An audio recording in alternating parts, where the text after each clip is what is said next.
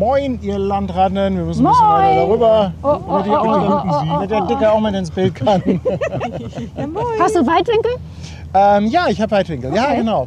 Moin, ihr Lieben, zum zweiten Teil am heutigen Tage und die ersten beiden Kreuzfahrtschiffe von insgesamt 11 diese Woche hier in Hamburg. Ich habe mal durchgezählt.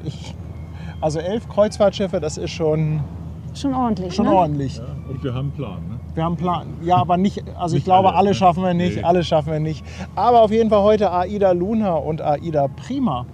Was nicht so schön ist, die AIDA Luna, die liegt hier direkt am Dockland und soll vor der Prima rausgehen. Also könnte sein, dass es kein Hornbattle gibt. Ja, das wäre ernüchternd und Ja. schade. Nach Warnemünde sind wir ja doch ein bisschen verwöhnt. Ne? Wir hoffen so ein bisschen darauf, dass auf AIDA Verspätung Verlass ist.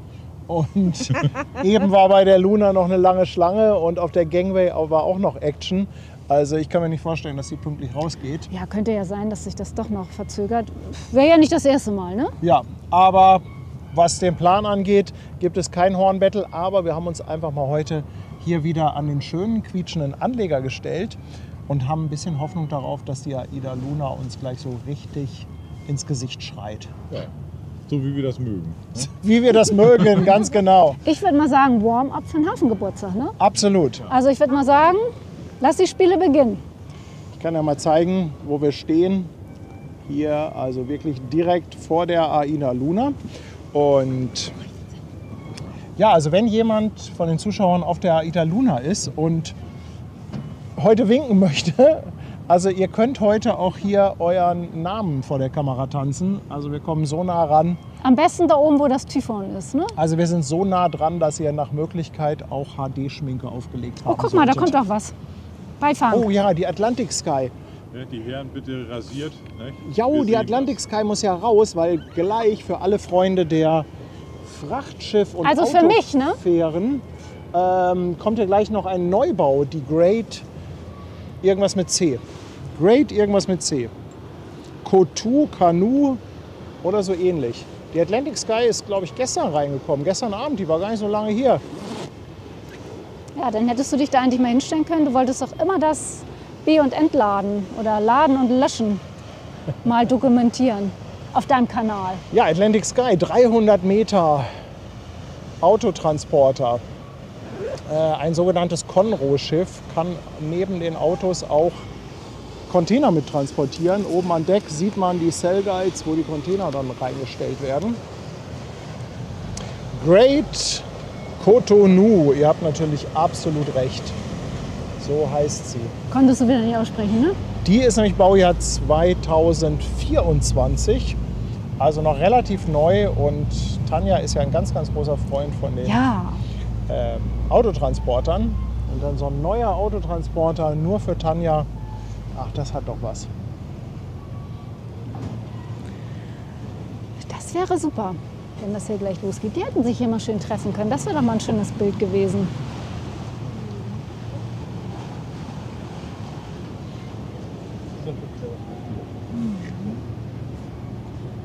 Ja, merci.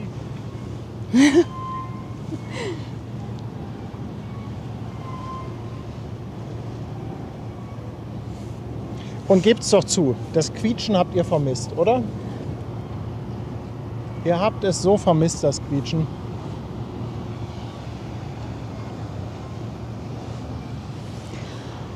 Also ich glaube, die WhatsApp ist nicht rausgegangen. Wollen wir den noch mal raushauen? Du kannst sie noch mal raushauen, aber ich habe im Chat gelesen, dass einige geschrieben haben, sie haben eine WhatsApp bekommen. Wie sieht das denn aus? Wer hat eine WhatsApp Aber du bekommen kannst und sie wer natürlich nicht? gerne noch mal rausschicken.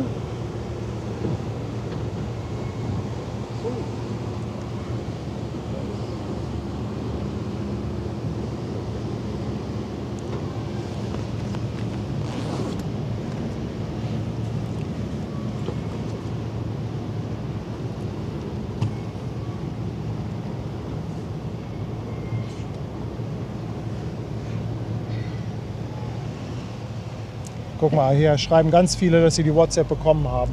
Okay. Ja, ihr müsst halt auch bei WhatsApp die Benachrichtigungen aktivieren. Also wenn ihr die nicht bekommen habt, kann das auch sein, dass ihr das nicht richtig aktiviert habt. Da gibt es nämlich bei den Kanälen so eine Glocke oben rechts und die müsst ihr anklicken. damit ihr das auch wirklich als WhatsApp-Nachricht im Vordergrund bekommt. Sonst muss man halt da aktiv nachschauen.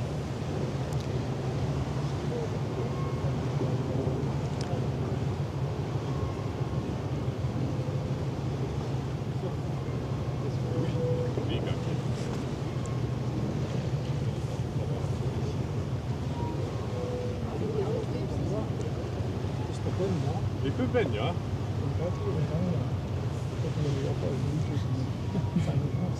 Ja, Ja, wir sind live.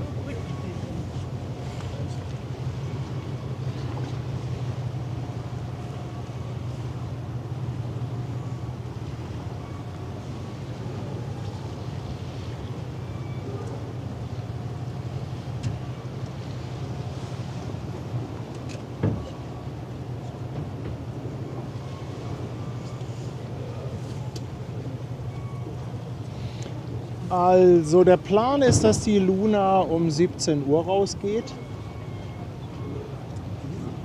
Könnte sich ein bisschen verspäten, denn also ich habe noch keinen Lotsen gesehen. Wenn der Lotse jetzt nicht über Land gekommen ist, glaube ich, dass er noch nicht an Bord ist. also könnte es doch noch was werden.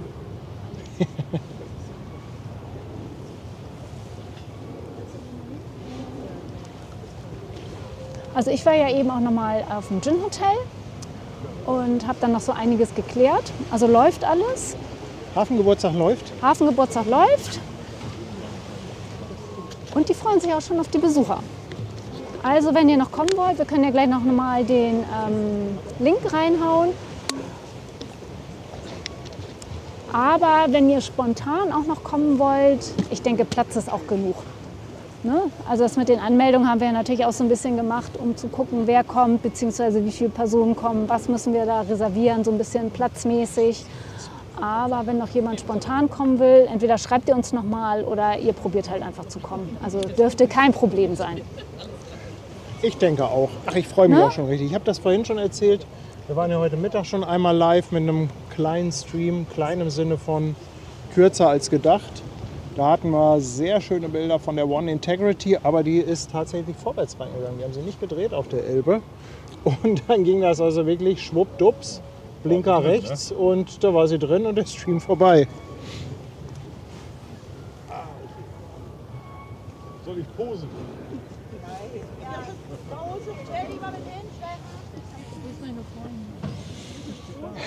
Max, nee, die Prima soll halt erst um 18 Uhr rausgehen. Das ist halt leider so ein bisschen schade. Deshalb werden sich die Schiffe aller Voraussicht nach nicht begegnen. Also wenn die Luna jetzt nicht wirklich ewig lange Verspätung hat, dann wird das leider nichts.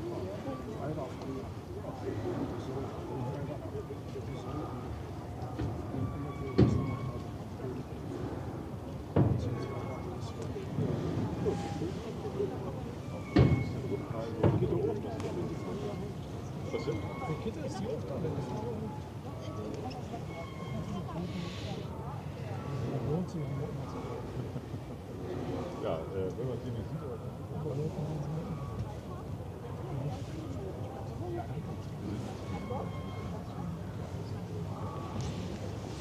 Viel Spaß.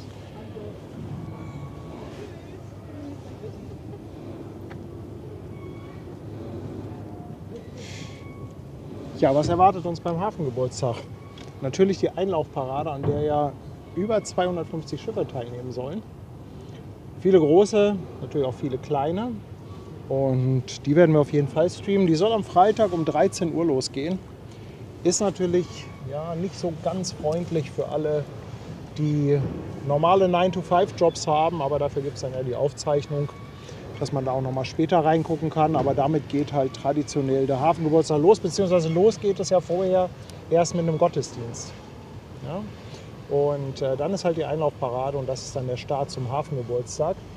Am Samstag gibt es dann einiges an Programm. Da gibt es halt diese Joint Rescue Übung, die wir letztes Jahr schon hatten. Ja, mit der brennenden Barge irgendwie, ne? Genau. Und wo Ben dann noch ganz legendär die Tampentrecker angeschnackt hat. Hast du die denn schon, Hast du die denn schon kontaktiert für das Programm dieses Jahr? Soll ich sie anrufen? Ja, bitte. Also ich Ja. habe gedacht, das hast du schon lange gemacht. Ja. Ich bin ja eher der spontane Typ. Ja, gut, ich meine, ist ja auch noch ein bisschen Zeit, ne? Spontan die Jungs sind, die sind schon ein bisschen älter. Naja, die müssen sich dann ein bisschen danach Aber es ist richten, die ne? Frage, ob die auch wieder Doppelherz, da dann geht's sein. Wissen wir ja nicht, ob die wieder da sind. Ne?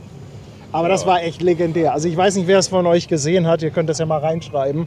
Also das war richtig klasse. Shanty-Chor mitten im Stream. Ist doch geil, oder? Auf dem Hafengeburtstag spontan. Also ich glaube, das war insgeheim war das der Star der Hafengeburtstagsstreams. Also für mich persönlich auf jeden Fall. Ja. Also ich glaube, das haben auch ganz, ganz viele toll in Erinnerung behalten. Also ich weiß, dass einer der älteren Herren auch die Homepage macht und die Kontaktdaten von sich da hinterlegt hat.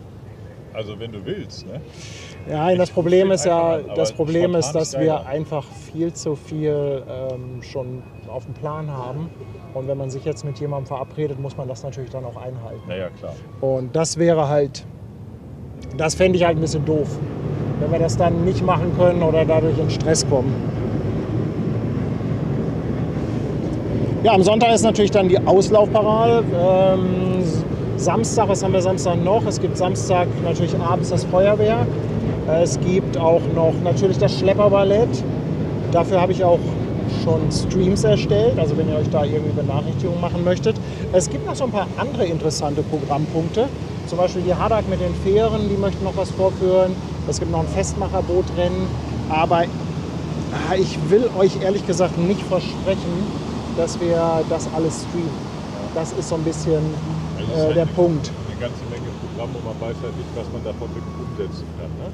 Ja, also wenn wir es hinkriegen, versuchen wir so viel wie möglich zu streamen und schieben dann auch noch was nach. Hier ist nochmal die Frage, ob wir wieder auf dem Schlepper sind beim Ballett. Nein, diesmal machen wir das vom Ufer aus, das Schlepperballett, weil letztes Mal, man sieht halt doch nicht so viel, wenn man drauf ist. Ne? Und auch einmal vom Schiff, einmal irgendwie höchstwahrscheinlich erste Reihe. Mal gucken. Irgendwo werden wir uns schon gut aufstellen. Ja. Ach, guck mal, Malte ist auch da. Moin. Malte, moin. Kommst du auch vorbei mit dem Schiff, Malte, beim Ja, das wär doch Hafengeburtstag? was. Du hast doch da genug zur Auswahl. Ja, lotst doch mal einen rein. Also ich meine, du ganz vorne bei der Einlauf- oder Auslaufparade, das hätte doch was. Ja, habt ihr mal in den Chat geguckt, ob wir jemanden auf der Luna haben? Also ich habe jetzt noch nichts gesehen. Malte möchte nachher auch noch einen Stream machen. Oh, klasse, Und da wann werden wir denn? auf jeden Fall dann auch weiterleiten. Ja, das ist doch super.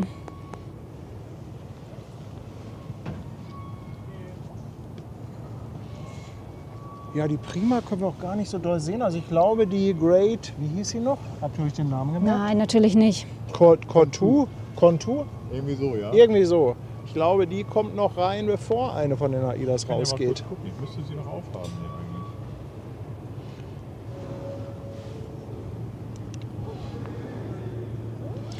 Ja, ihr könnt euch vorstellen, dass natürlich eine der größten Herausforderungen beim Hafengeburtstag auf der einen Seite der Standort ist.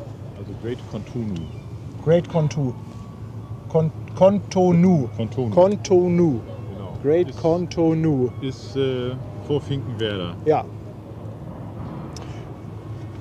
Boah, dann dauert das nicht mehr lange, dass wir die sehen. Was wollte ich jetzt sagen? Ja, also die größten Herausforderungen beim Hafengeburtstag sind natürlich einmal Standorte.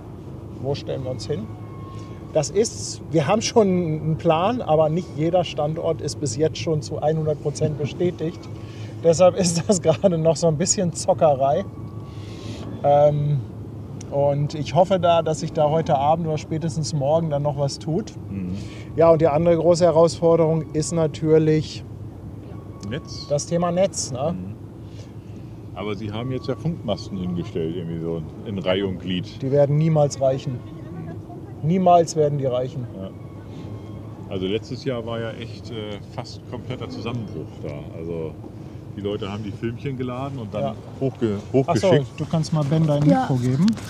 Das machen wir mal. Passt das so? Das denke ich doch. Das sieht gut aus. Der Ja. mit Der mit der dicken Jacke an da. Ja, ja. Ich friere doch so schnell. Und du weißt ja, die Mikros, ne, die können hier ganz schnell mal eine Elbe Ja, verschwinden. Wir durch haben solche ja, Schlitze hier. Genau, wir haben Erfahrung damit. Ja, Sagt ihr das hat auch eine schöne Handybreite. Ja, ich habe schon Angst. Ich probier's nicht aus. Ja, wenn unten ist es unten. Ne? Nein. Hat das keine Rettungsweste? Oder? Nee. Also die Kollegen von den Linesmen sind auf jeden Fall schon mal da Ja, bei der Luna. aber der saß gerade noch relativ unmotiviert auf dem Poller. Aber vielleicht hat er gerade Hamburg Hafen live geguckt, man weiß es nicht.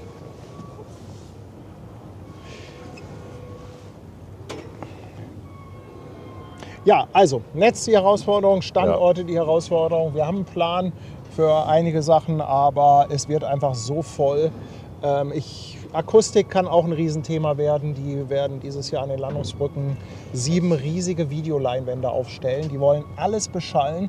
Die haben überall wahnsinns viele Lautsprecher aufgestellt. Ja, wir haben es ja heute schon gesehen Heute beim Spazieren schon. gehen. Also, Ne? Ja. Und das ist natürlich alles für die Besucher hier vor Ort ausgerichtet und nicht dafür, dass man das im Livestream überträgt. Das kann natürlich sein, dass das extrem hallt dann. Ja. Und Ich dachte, der reagiert. hast du jemanden an Bord? Nee, achso, du Nee, ich dachte hier, okay. der Knabe, der guckt so in unsere Richtung. Ich dachte, na, grüß mal. Ja. Ja, also die Beschallung ist natürlich ein Thema. Ne? Das wird dieses Jahr, glaube ich, tatsächlich extremer als sonst. Jetzt haben wir Generalalarm. Rettungsübung.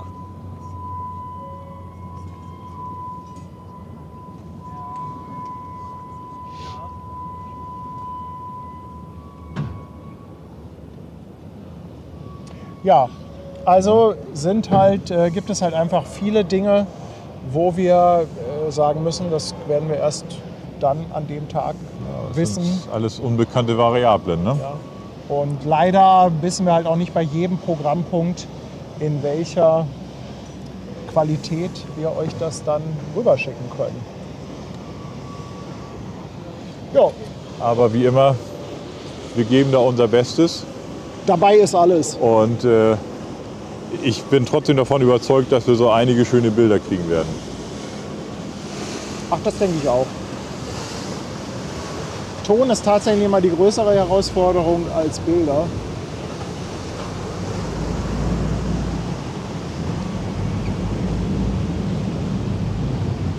Das sieht so aus, als ob der Lotse zur AIDA Luna möchte. Zumindest lässt er sich viel Zeit. Liebe Grüße von Regina Lunderjet. Danke, Dankeschön. Grüße zurück.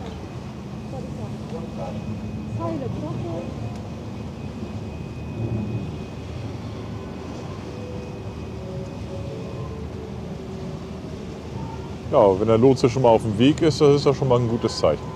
Das ist nicht so verkehrt.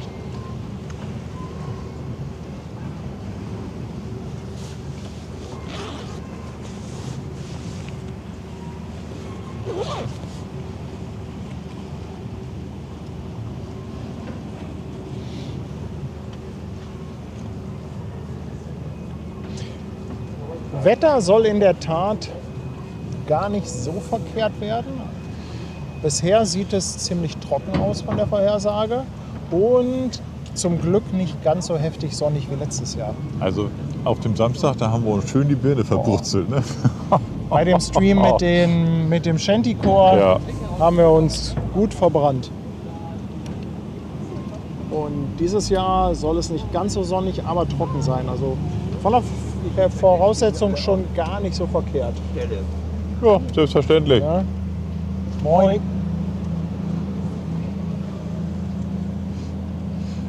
Ja, aber dieses Jahr wird das, glaube ich, nicht ganz so extrem. Wir kriegen ja einen schönen Wechsel zwischen Sonne und Wolken. Ich denke, das passt. Ja. Angenehme 18 Grad sollen es werden. Mal gucken, was sich bis dahin noch ändert. Ja, eine interessante Frage. Ist der Mund handgemalt? Also ich nehme mal an, dass man sowas macht, dass das abgeklebt wird und dann... Ja, das denke ich auch. Da gibt es sicherlich eine Ja. entsprechende Schablone, die angebracht Ja. wird und die dann entsprechend ausgemalt wird. Ja, aber wäre mal interessant, wie sowas lackiert wird. Ne? Nee, das ist die AIDA Luna. Man kann auch gar nicht den. Machen die das dann, Man kann aus diesem Das weiß ich Winkel gar nicht, wie es genau Namen des läuft. Schiffes erkennen. auf dem Mond. Da ist bestimmt ein bisschen was drauf, ja.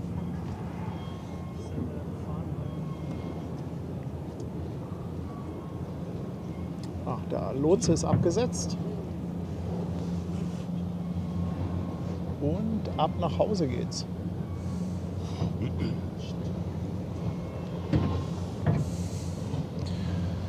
Ja, mal gucken, ob es dann die große Aufstiegsfeier noch auf dem Hafengeburtstag gibt. Ne? Oh Ich ja. habe es auch gerade noch mal kurz Oh, gelesen. ja. Man erwartet das eigentlich schon. Dann bricht Hamburg zusammen. Also wenn der HSV dann noch am Samstag aufsteigt, und ich glaube, das Spiel ist sogar gegen Abend, oder? Ich weiß es nicht. Abends gegen Ulm. Zu Hause. Wie viel Uhr? Abends. Aha, ja, das, Samstagabend. Es könnte natürlich auch sein, dass die dann alle zum Rathaus fahren, da feiern und dass man plötzlich ganz komfortabel Platz hat. ja, ist auch in Ordnung. An den ne? Langhaus. Das kann Aber nicht schnell beim Hafengeburtstag Das ist. glaube ich beim besten Willen nicht.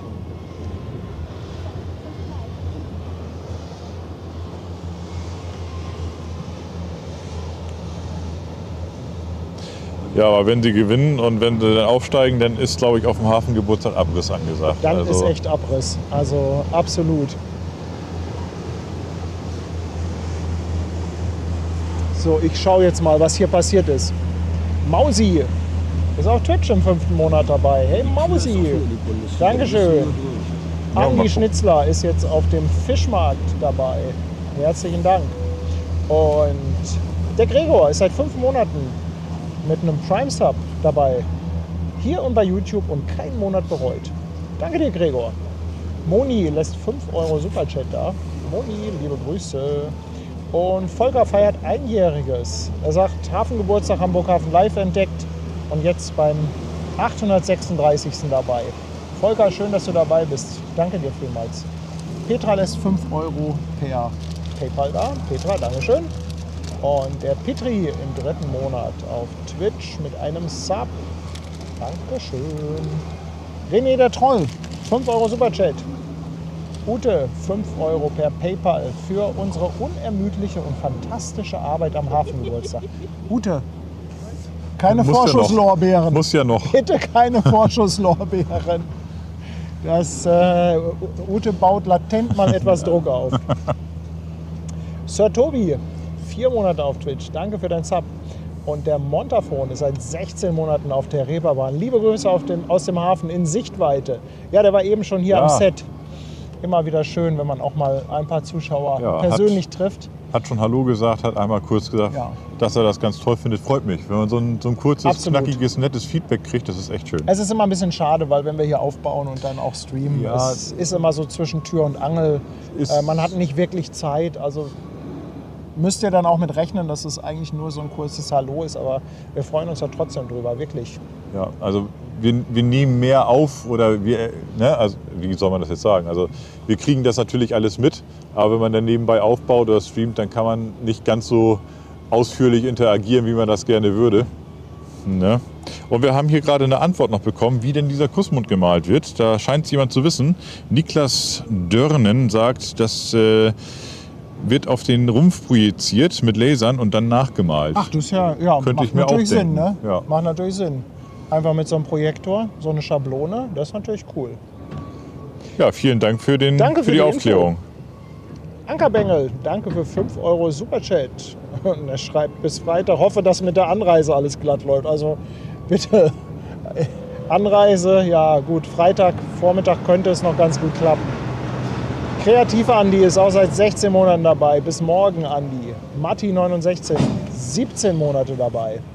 Und er sagt, viel schöner hier als am Bosporus. Ja, das ist, kann ich so nicht unterschreiben, aber ja, wenn du das so empfindest, dann ist es ja auf jeden Fall gut, dass wir häufiger in Hamburg sind und nicht so häufig in der weiten Welt unterwegs. Jens Peter, 5 Euro Superchat. Er sagt, das war so legendär mit dem Shantycore, kann ich mir immer wieder anhören. Ja, also war auch einfach eine schöne Geschichte. Und Ja, eine aber tolle, das muss sich dann auch spontan ergeben, sonst macht es keinen Spaß. absolut.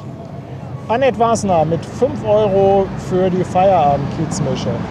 Dann der Uwe ist mit einem Prime Sub neu an Bord auf Twitch. Ina Rote, 5 Schweizer Franken Sturmzulage. Liebe Grüße vom Andi der Sattelschlepper. Liebe Grüße zurück. Ja, mit dem Sturm hat sich das in der Tat ein bisschen beruhigt. Also es ist gar nicht mehr so wild hier. Wobei jetzt nimmt der Wind wieder etwas zu. Aber heute Mittag, das war schon relativ heftig. Vielen, vielen Dank auf jeden Fall für die Unterstützung. Dann, oh, Mann, da ist schon wieder so viel.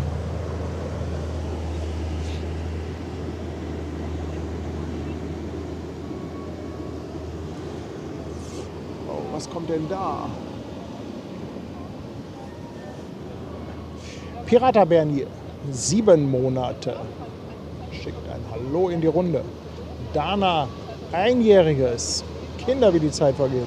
Und Harika 18, 8 Monate mit einem Prime Sub dabei. Sönke haut 5 Euro raus. Vielen Dank. Und er sagt, Feierabend und zu Hause, Hamburg Hafen Live, was gibt es Schöneres? Liebe Grüße zurück und ein dickes Dankeschön.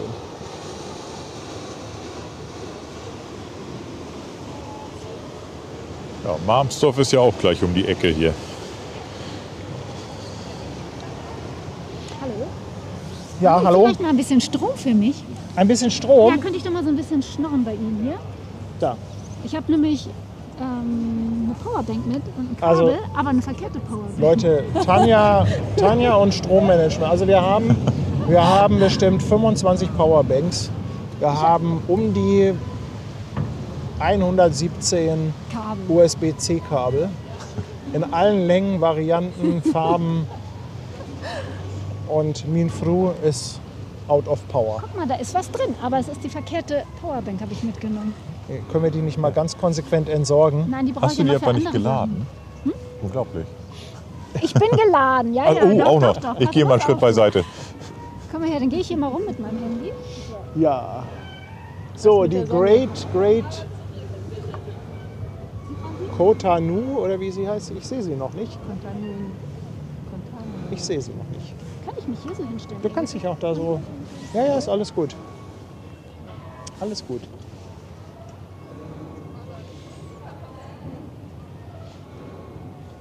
Ja, also die Festmacher-Jungs sehen jetzt nicht unbedingt so aus, als wenn das hier jeden Moment losgeht.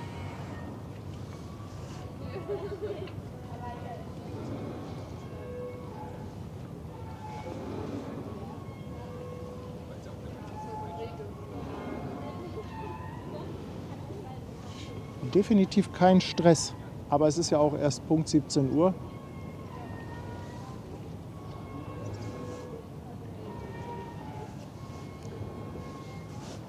Und wir haben ja die Vermutung, dass es etwas später losgeht.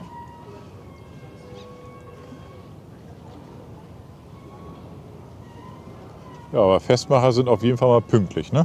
Das kann man nicht anders sagen. Festmacher sind immer pünktlich. Ja. Festmacher sind das Rückgrat des Hafens. Kann Ohne doch mal. die Festmacher, ohne die wird hier gar nichts gehen. Ja, also kann man mal sehen, an wie vielen kleinen Rädchen das eigentlich hängt. Wenn irgendwas davon stockt, dann war es das eigentlich, ne? Ob es der Lotse ist, ob es die Festmacher sind oder Schlepper. Aber das sieht man ja immer auch, als wir Streik hatten. Also es reicht ja nur, dass die Besatzung von den Lotsenversetzern streiken. Ja. Das sind auch nicht so wirklich viele. Das sind 10, 12 Leute, die da arbeiten. Wenn die streiken, liegt der Hafen lahm. Werden keine Lotsen versetzt. Kannst du höchstens mal einen Lotsen über Land bringen. Vielleicht gibt es dann mal sowas wie einen Notfallplan, dass also im absoluten Notfall tatsächlich ein Lotse versetzt werden kann. Aber ansonsten liegt der Hafen dann brach. Und bei den Festmachern ist das so ähnlich. Wenn jemand die Leinen losmacht, ich weiß gar nicht, wie das ist, könnte theoretisch da jetzt einer von der Crew kommen und sagen, komm, ich mach die Leine los. Okay, dann muss Ja, er ich hier mein, bleiben. Ne? also- Ist halt ein bisschen doof, wenn er da nicht an. Ja, Also, aber er könnte ja, ja, die also- Leine losmachen, sich dranhängen und sich mit der Leine dann hochziehen lassen. Ja, aber kommst du durch das kleine Auge durch? Ja. Die sind größer, die Augen, als du denkst. Ah, okay. Ja, oder er ruft Willi an, ne? Und sagt, hier, bring mich mal rüber. Ne?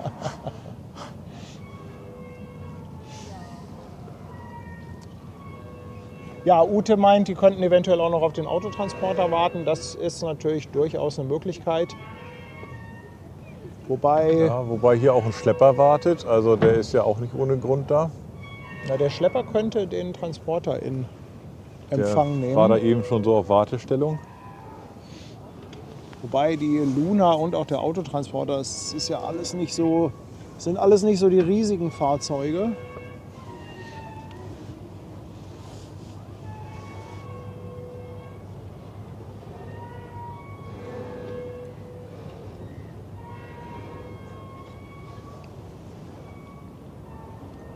Aber hey, so ein Hornbattle mit einem Autotransporter, darf ich mir das vielleicht mal wünschen? Das ist ja cool. Das nehmen wir.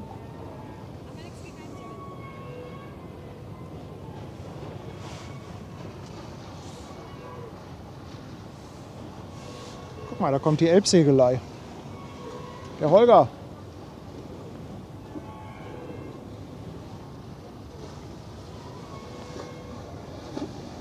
So. Holger!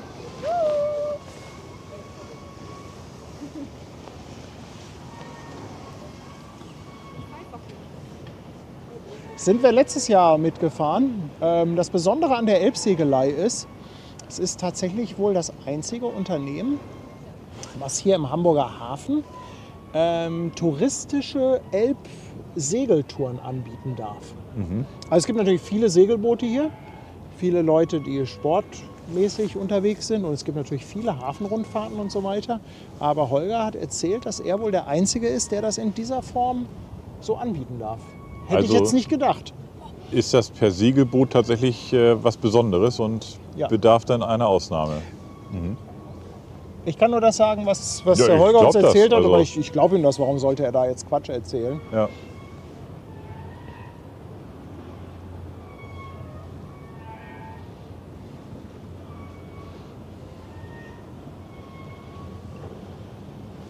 Kann ja mal gucken, wo die Kontunu ist. Ja, die kommt gleich da hinten, denke ich mal.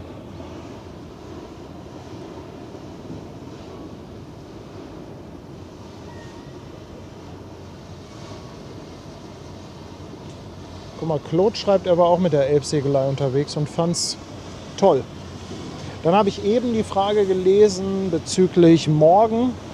Also wir haben ja morgen einen etwas wilden Tag, was die Schiffsankünfte angeht. Die Hamburg kommt morgens um 9 und möchte um 14 Uhr raus. Die Mein Schiff, die kommt ja irgendwann um 5, möchte um 17 Uhr raus. Und dann haben wir noch die MSC Preziosa, glaube ich. Die will, glaube ich, um 20 oder 21 Uhr raus. Also alles ein bisschen zerklüftet. Ja, das ist mit viel Luft dazwischen. Ne? Ben und ich haben uns auf jeden Fall vorgenommen, die Mein Schiff zu zeigen. Und sind am gucken, ob wir irgendwas basteln können mit 2 Kamerastandorten, dass wir vielleicht noch die Hamburg zeigen. Und eventuell, da kommt noch eine Evergreen, die Everglobe. Ob wir das irgendwie zusammengepackt bekommen in einen Stream. Oder ob wir eventuell, ja, 2, weiß ich nicht. Ja, das wird sich morgen, glaube ich, zeigen, wann die Schiffe wirklich kommen und wann sie gehen. Und danach können wir uns ein bisschen richten. Und ansonsten schmeiße ich mich hinterher auf eine Fähre und komme einfach mal rüber gejuckelt. Je nach Standort, wo ich bin. Schauen wir mal. Also irgendwas machen wir auf jeden Fall. ja.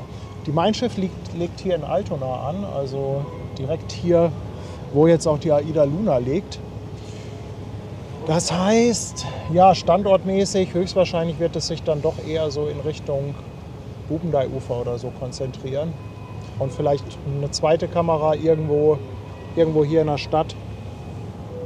Ja, lasst euch überraschen. Wir müssen halt selber erstmal gucken, wie wir es am besten machen, ob das Sinn macht.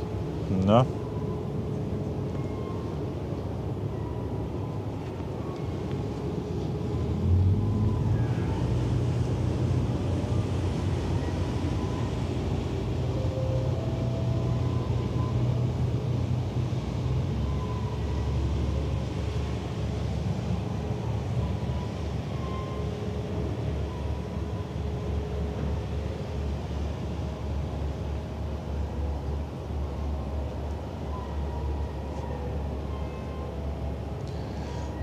Nee, Ankerbengel. Typhon wird es bei uns hier nicht geben. Wir sind ganz gerne so ein bisschen hanseatisch Understatement unterwegs. Das Die Typhon Idee überlassen hatten wir wir- den Schiffen. Die Idee hatten wir ja schon oft, aber so richtig anfreunden konnten wir uns damit bisher nicht, hier so extrem aufzufallen. Ich glaube, es tut sich was. Ja, ich höre da auch schon irgendwie so ein bisschen die Winden. Ja, und ich glaube aber, erstmal soll Achtern was losgemacht werden. Oder nee, der eine Festmacher bleibt hier, der andere fährt nach Achtern. Also es geht los, ihr Lieben.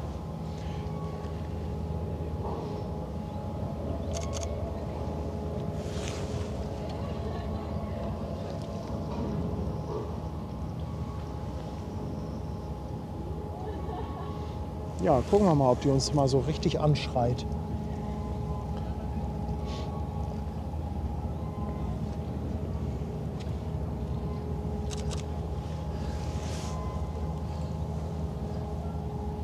Ja, also war das die Soll in Warnemünde? Die hat ja, Die Diva. oder war es die Diva? Die Diva. Die hat ja also ein Horn gehabt, das war ja schon echt. Das war ähnlich wie Ordentlich. die Soll, das hatte auch Druck. Boomi, ja, die Ultras sind auch wieder unterwegs und die stehen sogar direkt neben uns. Ja, Ich habe ein bisschen Angst. Ihr werdet sie, glaube ich, hören. Also das wird heute auf jeden Fall ein Ablegen mit Tamtam.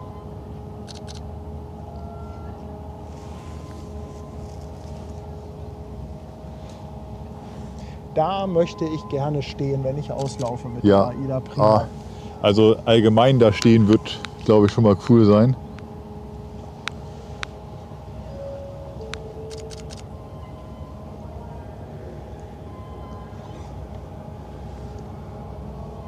Hier ist noch mal eine Frage auf Twitch. Ja, Mal vorlesen, wenn das Mikro mal ein bisschen zu mir kommt. ja, warte mal.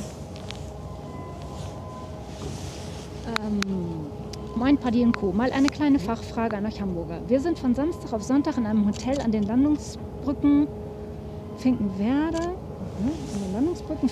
und haben dort auch einen Parkplatz. Wir wollen dann mit der Fähre übersetzen. Jetzt meine Frage, kann man auch einen Klappbollerwagen mit auf die Fähre nehmen oder lieber nur ein Buggy für das Kind? Also, ich würde dir vorschlagen, nimm das mit, was am schmalsten ist.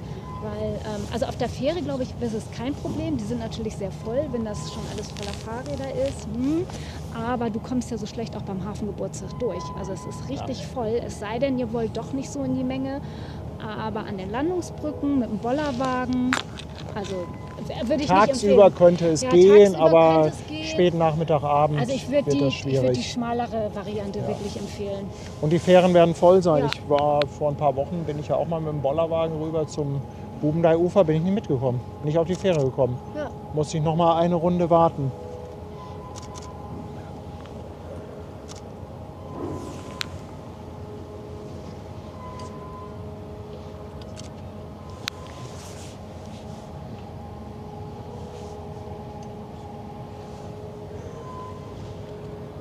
Ich glaube, der Autotransporter kommt von Achtern. Ja. Aber der ist noch ein bisschen weit weg. Ich glaube, das lohnt noch nicht da. Ja. Aber die könnten kann sich noch ein bisschen. tatsächlich hier treffen. Mensch, ich bitte um ein Hornbettel-Autotransporter. Das würde ich mir jetzt aber auch gegen mal Luna. Das würde ich so feiern. Wer gewinnt? Das würde Bist ich du auch feiern. dafür? Auf jeden Fall. Wir wollen ein Hornbattle zwischen dem Roro. Ja, Aida. Tanja hat kein ja, Mikro. Es müsste ein Roro sein. Wir haben nur 2 Mikros, deshalb müssen wir immer ein bisschen darauf aufpassen, dass sie sich zum Mikro dreht. Aber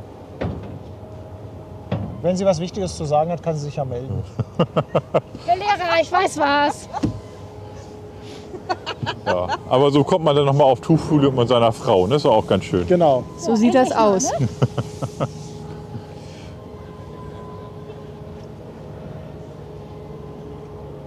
Jo, gleich geht das los, aber ich nutze das nochmal für eine kleine Dankerunde. Der Drummer Martin ist seit 13 Monaten dabei, freut sich auch schon auf den Hafengeburtstag. Lama Jana, danke dir für 200 Bits auf Twitch. Der Erhard feiert 5 Monate auf YouTube. Und Ares, nach der Schule Hamburg Hafen Live, besser geht's nicht, 5,99. Danke, mein Lieber. Andi Schnitzler, 5 Euro Superchat. Wünsche dir eine schöne Reise auf der Prima. Ja, stimmt, die Prima ist ja das Schiff, mit dem ich dann auch in ein paar, ja, so in circa etwas über einen Monat fahren werde. Kann ich mir gleich schon mal angucken. Ist ja jetzt quasi seit heute wieder hier in Hamburg. Danke, Andi.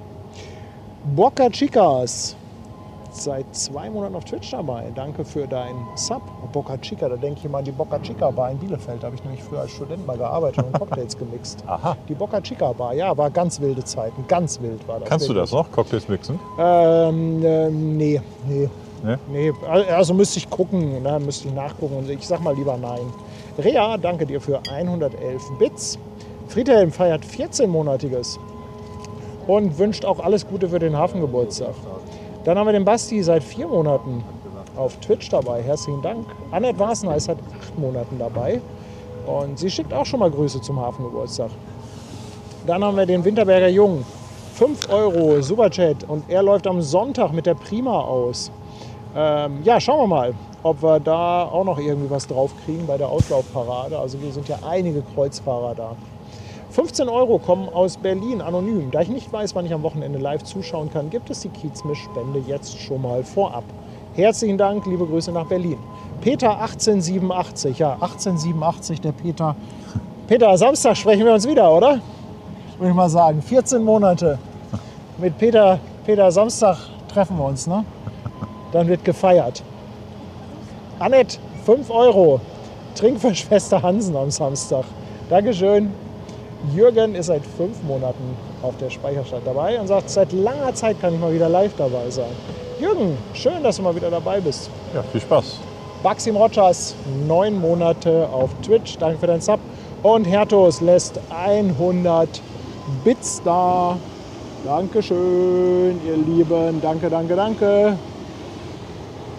So, Autotransport. Oh, der ist so im Gegenlicht da hinten. Ich warte noch einen Moment, bevor ich umschwenke.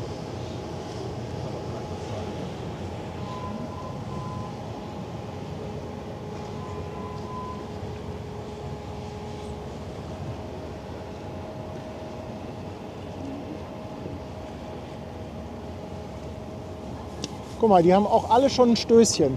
Oh, Leinen gehen los. Abfahrt, ihr Lieben.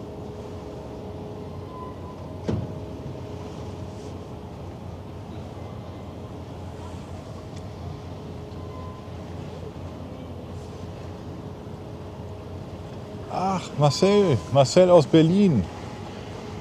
Allerbeste Grüße zurück. Wir haben uns auf der kleinen Fleetfahrt kennengelernt. Ich hoffe, es hat dir gefallen. Ich glaube, Claudia hat da noch die ein oder andere kleine spezielle Runde gedreht auf der Fleetfahrt. Da ist ja auch immer einmal so ein richtig schöner enger Fleet. Ich glaube, da ist sie auch wieder durchgefahren.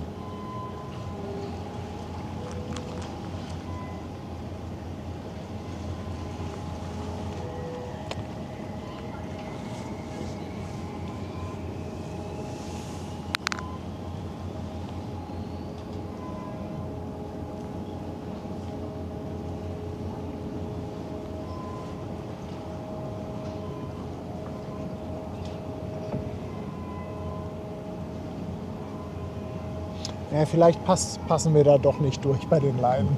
Ja, wir beide nicht, aber vielleicht jemand anders.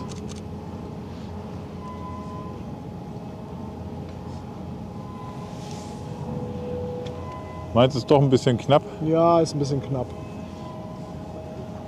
Könnt ihr den Bauch einziehen, ne?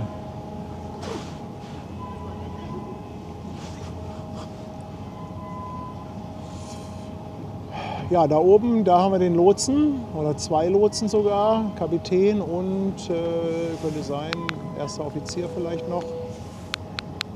Weiß ich jetzt gar nicht.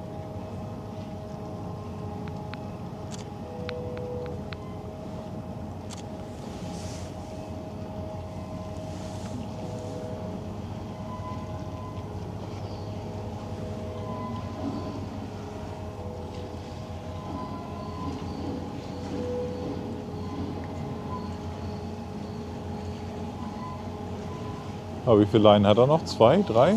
2 oder 3 sehe ich noch.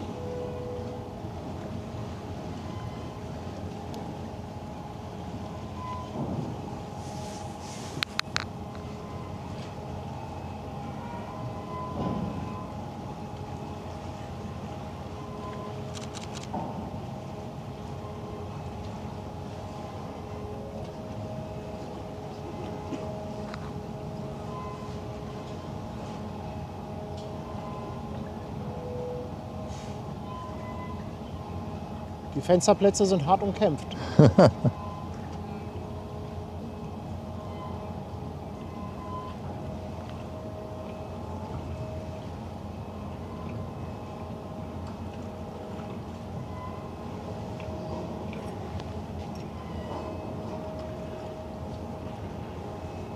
So, eine blaue Leine wird gelöst. Die blaue Leine, das ist die eine, die eigentlich alles hält.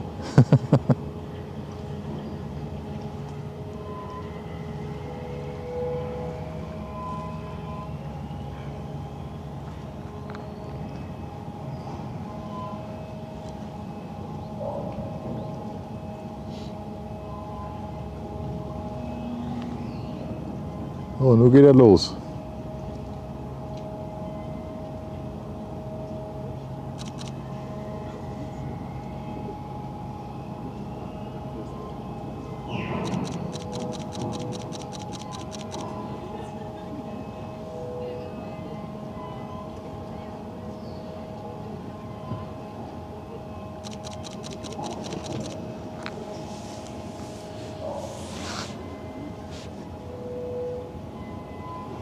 Ist doch zur Abwechslung auch mal ganz interessant, wieder hier so nah dran zu sein und das aus der ersten Reihe mitzubekommen. Ich versuche ja immer, das Schiff so lange wie möglich zu zeigen, deshalb gucken wir immer nach ein bisschen Abstand. Aber auf der anderen Seite so ein Manöver einfach auch dann mal mitzubekommen, ist auch mal wieder eine schöne Abwechslung. Und ich bin ja auch so ein Fan von so Detailaufnahmen. Mhm. Spitze.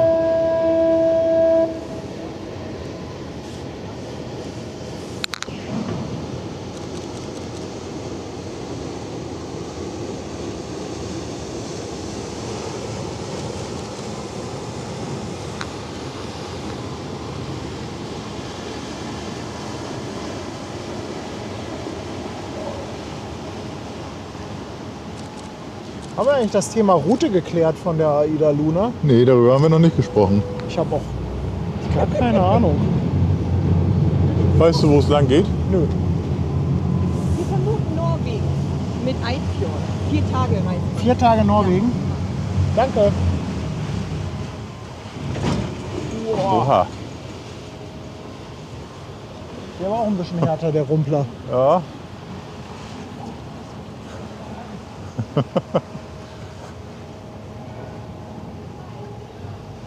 Der wurde hart gebremst.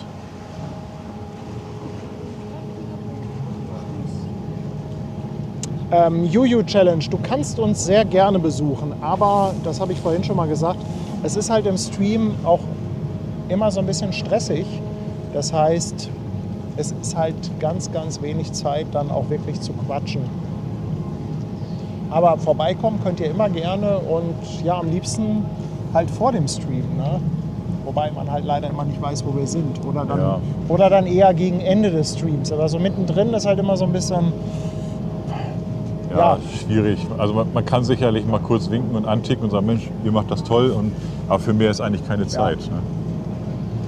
Es wirkt dann doch immer arg unhöflich. Ja, das ist so. Ne? Ist aber leider es so. Es ist nicht so gemeint. Aber man muss ja auch ein bisschen das Bild im Auge behalten und wir wollen ja auch ein wenig liefern.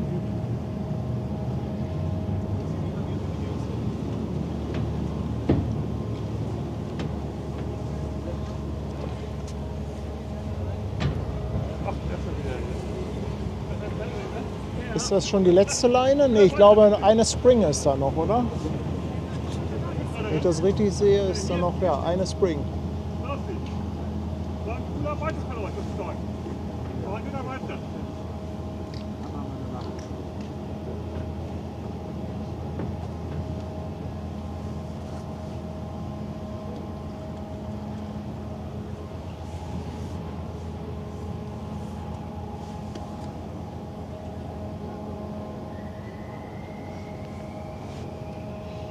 Die letzten Leinen, ja. Und dann geht es erfahrungsgemäß auch sofort los, weil ohne Leine lange da rumliegen.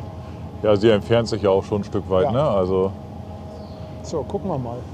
ja, die andere ist schon da.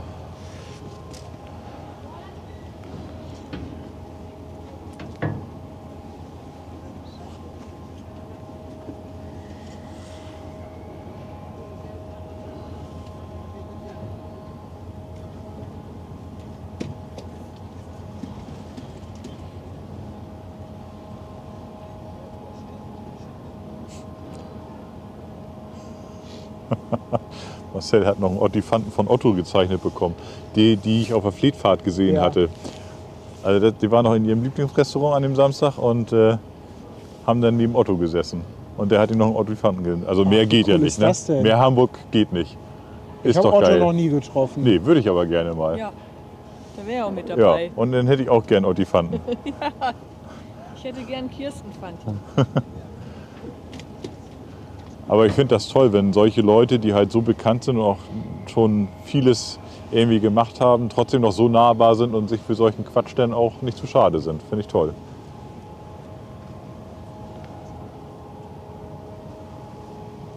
Ja, dann schreib uns doch mal auf Instagram per PN, was dein Lieblingslokal ist, damit wir Otto da auch mal treffen können. Aber nicht jedem jetzt schreiben, weil sonst ist ja die Trefferquote zu gering So, für es uns. geht hier definitiv los. Es Ja. hat schon die ersten Meter.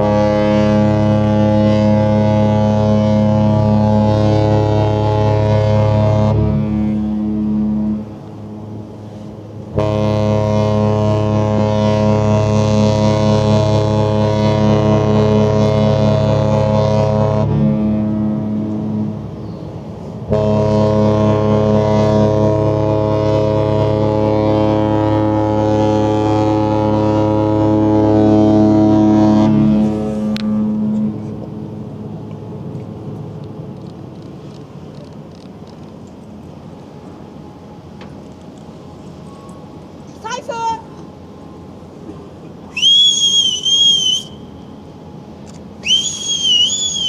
Das war amtlich.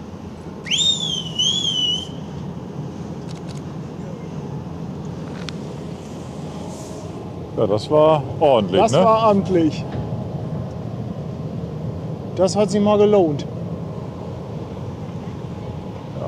Aber ich habe jetzt einen Tinnitus auf links.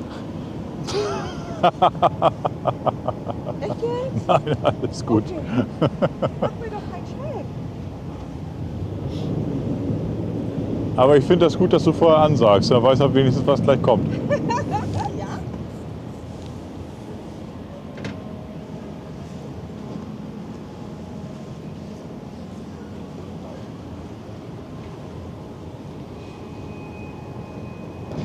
Ja, da weiß man jetzt gar nicht, was soll man jetzt zeigen. Ne? Den Autotransporter oder aber wir das haben auch irgendwie AIDA-Schiff? gar nicht großartig Winkies an Bord. Kann das sein?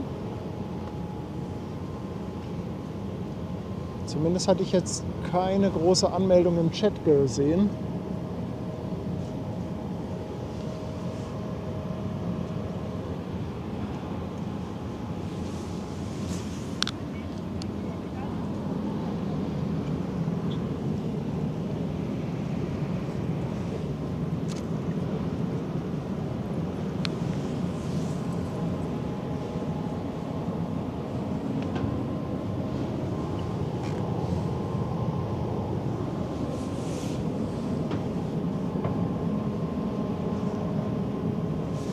Ach, da hast du aber einen Winker hinter dir, aber jetzt hast du den natürlich nicht.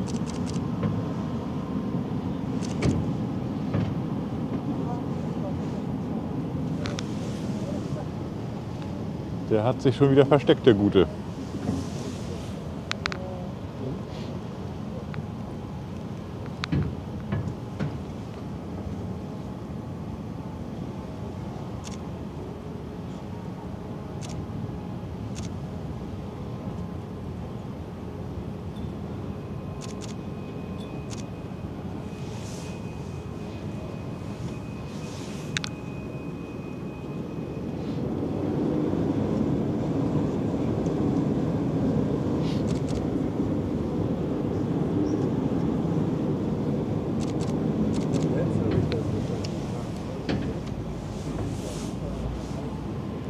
Ja, aber ich glaube, die Luna wartet jetzt noch einen kleinen Moment. Ja.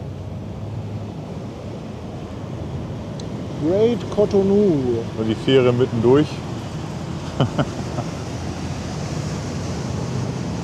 Aber der Autotransporter fährt schon deutlich weiter rechts. Normalerweise nutzen die Fahrrinne etwas mittiger aus.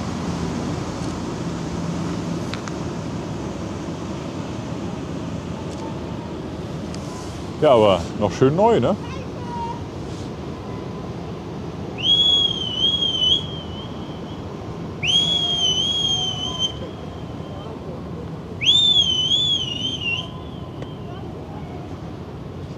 Oh, ey, das gibt's doch nicht. Ja, und Heute direkt ist der vorm Dalm. Dalm. Also, was ist denn das heute für ein Timing?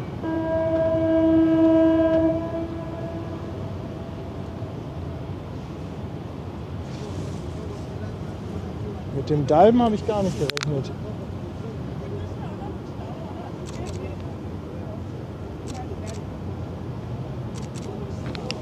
Tja, schade. Ich dachte so ein bisschen Bug am Bug. Ja, Das wäre schon nett gewesen. und der Autotransporter kommt seiner Hubpflicht nicht nach. Ja, was soll das denn eigentlich? Geht gar nicht. Kannst du das mal in unser Schiffstagebuch Auf eintragen? jeden Fall. Schon Great notiert. Cotonou, einmal Ja. Eintrag ins Klassenbuch. Kein Horn.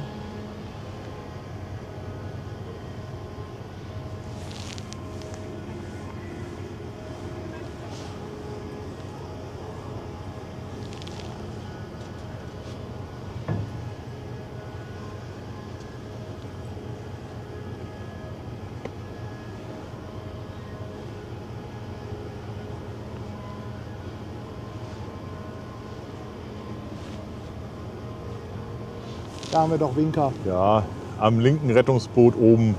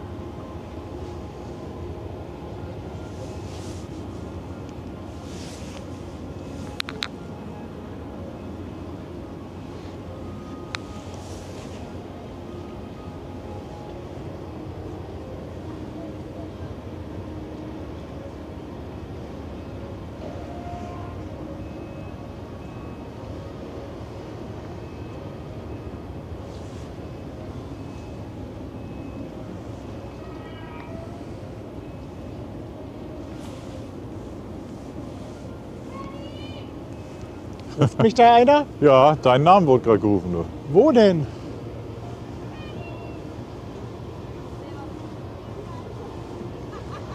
Ach, da oben, oder?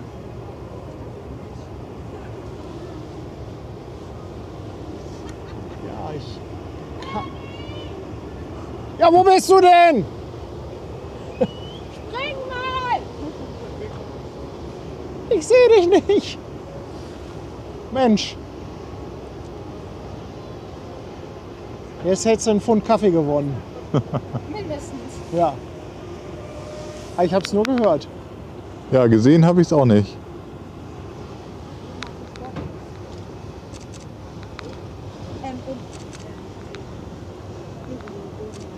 Vielleicht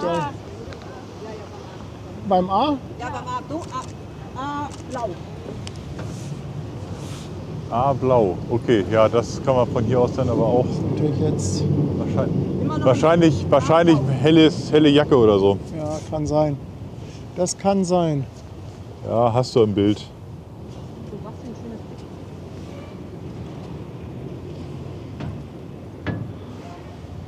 Oh Mann, also, aber Leute, der Autotransporter, ne? Ja, ja, der Lichtmäßig, glüht da hinten noch schön. Was bitte ist eine AIDA dagegen? Und Schatz, mit das ist doch Schere. ein Bild für dich, oder? Ja, das ist ein Möchtest du das über dem Bett hängen haben? Unbedingt. Ja, dann mach dir keine Sorgen, ich habe es fotografiert. Du. Oh, schade.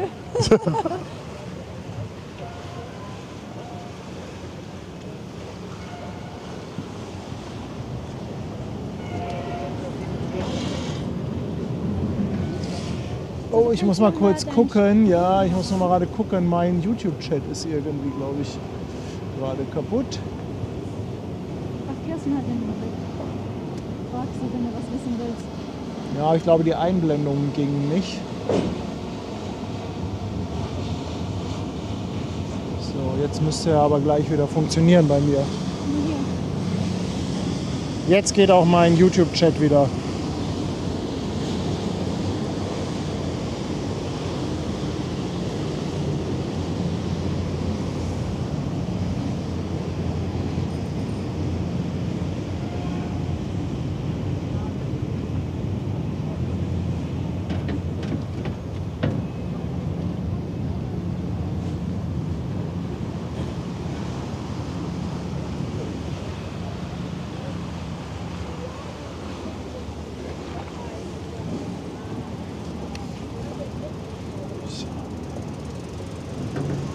Ja, da fährt sie dahin. Aber wir haben ja noch eine AIDA Prima im Programm. Wir haben noch was im Angebot. Vielleicht kommt ja auch noch ein bisschen Beifang, ne? Ja, Da kommt schon was. Beifang da eine schwimmende Baustelle. Auf jeden Fall glaube ich erstmal da den Lotsen zu sehen, der vielleicht in Richtung Prima fahren könnte. Aber sag mal, was ist denn mit den Ultras los? Hier hat gar keiner geschrien. Nee, Die haben vielleicht Hals. das war Respekt. Haben die Hafenverbot?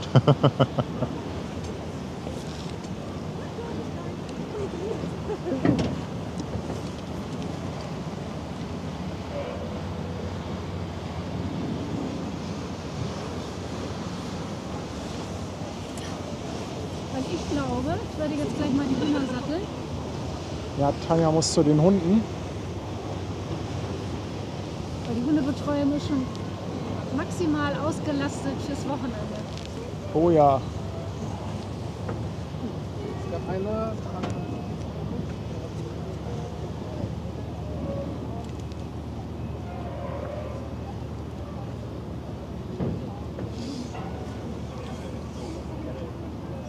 Möchtest du?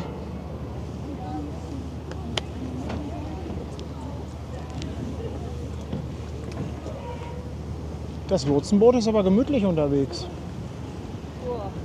Hat also keine Eile. Nö, keine Eile. Na Brigitte, machst du noch eine AIDA? Ich sitze hier. Meine Freundin ist doch drauf. Deine Freundin? Ja, meine Freundin ist drauf. Wir haben ja ihren Papa verabschiedet, Aida Ah. Perla. Und heute ist sie auf Aida. Das Wasser? Ja, das wäre lieb. Ich habe hier zwar noch ein angebrochenes, aber... Das heißt, jetzt richten sich unsere Augen da hinten nach Steinwerder. Viking Firefighter möchte, dass wir eine kurze, knappe Meinung abgeben zum heutigen Tag in Berlin. Nein, machen wir Nö. nicht. Denn das hier ist... Wir kriegen natürlich mit, was da passiert, aber sorry Leute, ganz ehrlich. Von uns eine politische Meinung. Nee, Seid uns nicht böse, aber das, also wir haben eine Meinung, aber das ist nicht Ganz der Kanal definitiv für, um das zu kommunizieren.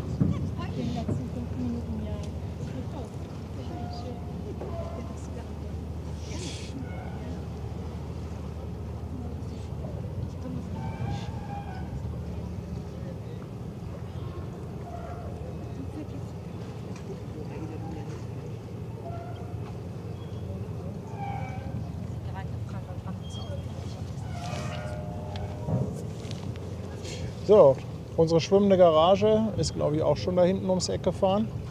Ja, die müsste aber gleich noch mal wieder schön ins Bild kommen eigentlich. Wenn sie da vorne... Stimmt, ne? Alles Vor- zurück. Aida Luna macht Ingwer Gordon, Edinburgh und das war's. Schon Ah, okay. Aha, Da hinten schwimmt sie ums Eck. da bitte. müsste gleich Ja. vor dem Schwimmdock noch mal auftauchen.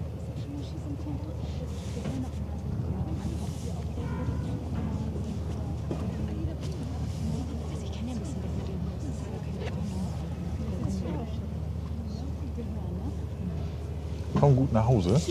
Ja. Tschüss. Tschüss zusammen. Wir wurden überfallen von 43 Landratten, die Eheberger. Schön, dass ihr da seid. 43 Leute. Ganz, ganz dickes Dankeschön und willkommen hier im Hafen.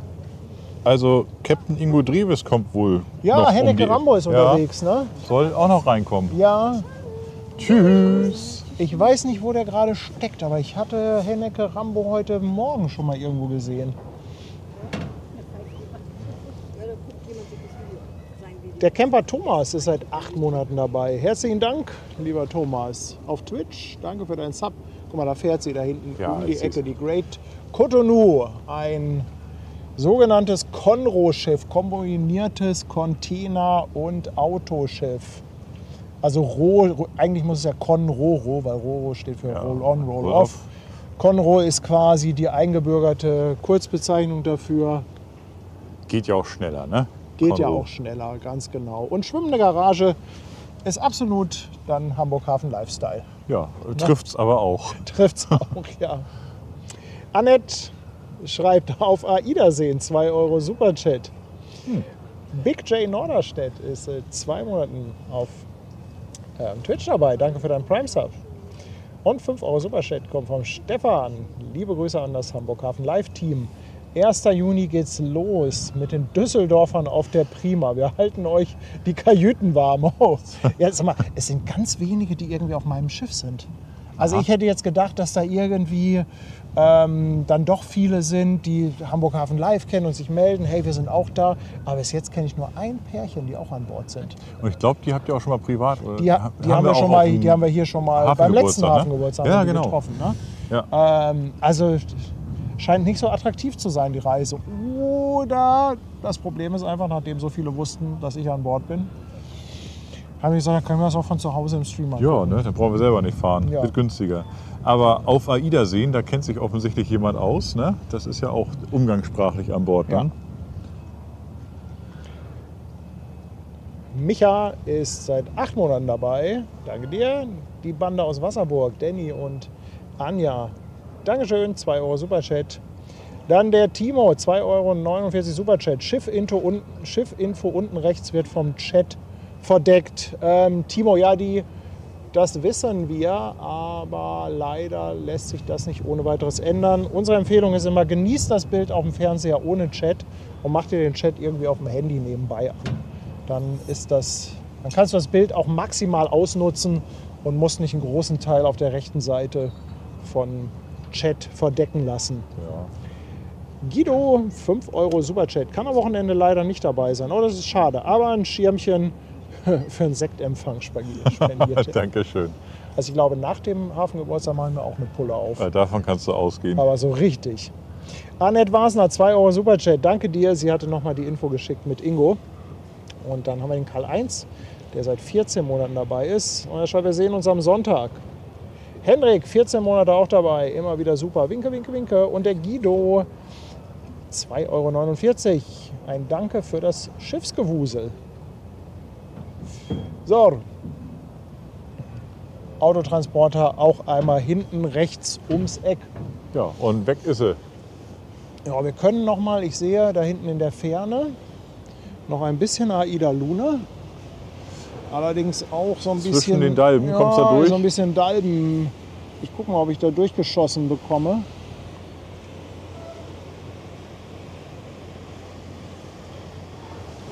Ich kann ja mal gucken, wo sich die Hennecke Rambo gerade rumtreibt.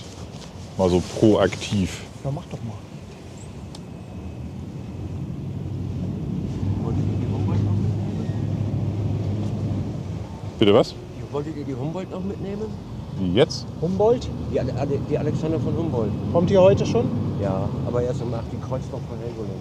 Ach, Ach wenn so, nee, jetzt das mal scha- Helgoland ist, dann ja. Das wird nichts. Das wird heute nichts mehr dann.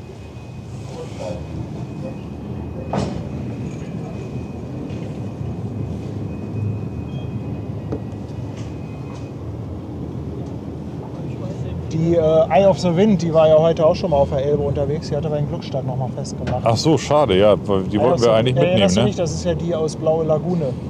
Ja, die hat auch noch irgendwie bei 2 anderen Sachen Die hat auch mitgemacht. noch Ja, ein, genau. 2 andere Sachen, ja. Ich glaube, irgendwie 1911 gebaut oder sowas.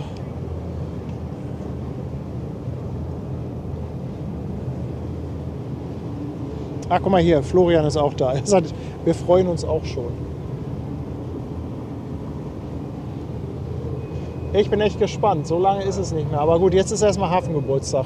Ich habe gerade keinen Kopf für die Kreuzfahrt. Also Hennecke ist Höhe Ness-Sand. Die brauchen noch ein bisschen nur. Wobei, dann ist sie kurz vor Finkenwerder eigentlich. Ness-Sand ist ja die Insel Der vor Sand Finkenwerder. ist doch gar nicht so. Das müsste Nö, das doch geht. Airbus so knapp sein, ne? Ja, cool, also vor Airbus, ja. Ja, Ingo, leg mal den Hebel auf den Tisch. Ne? War Annette nicht auch diejenige, die Kontakt zu Ingo hatte? Und sag mal, Annette, warst du das nicht auch, die letztes Mal Ingo angeschrieben hat und dem ein Horn aus der Rippe geleiert hat? Also ich frage nur für einen Freund. Ich frage für einen Freund mit einem ganz komischen Geräuschefetisch.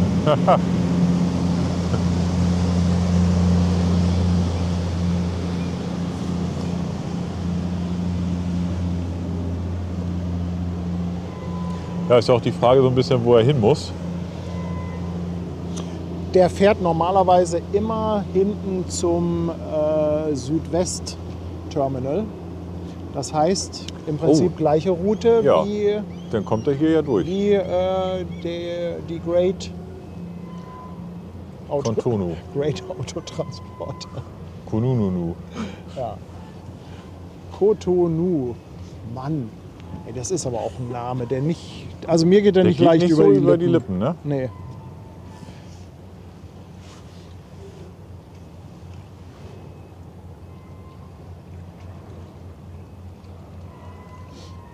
Ja, kaum kommt die Sonne raus, wird es schon wieder ein bisschen muckelig. Du.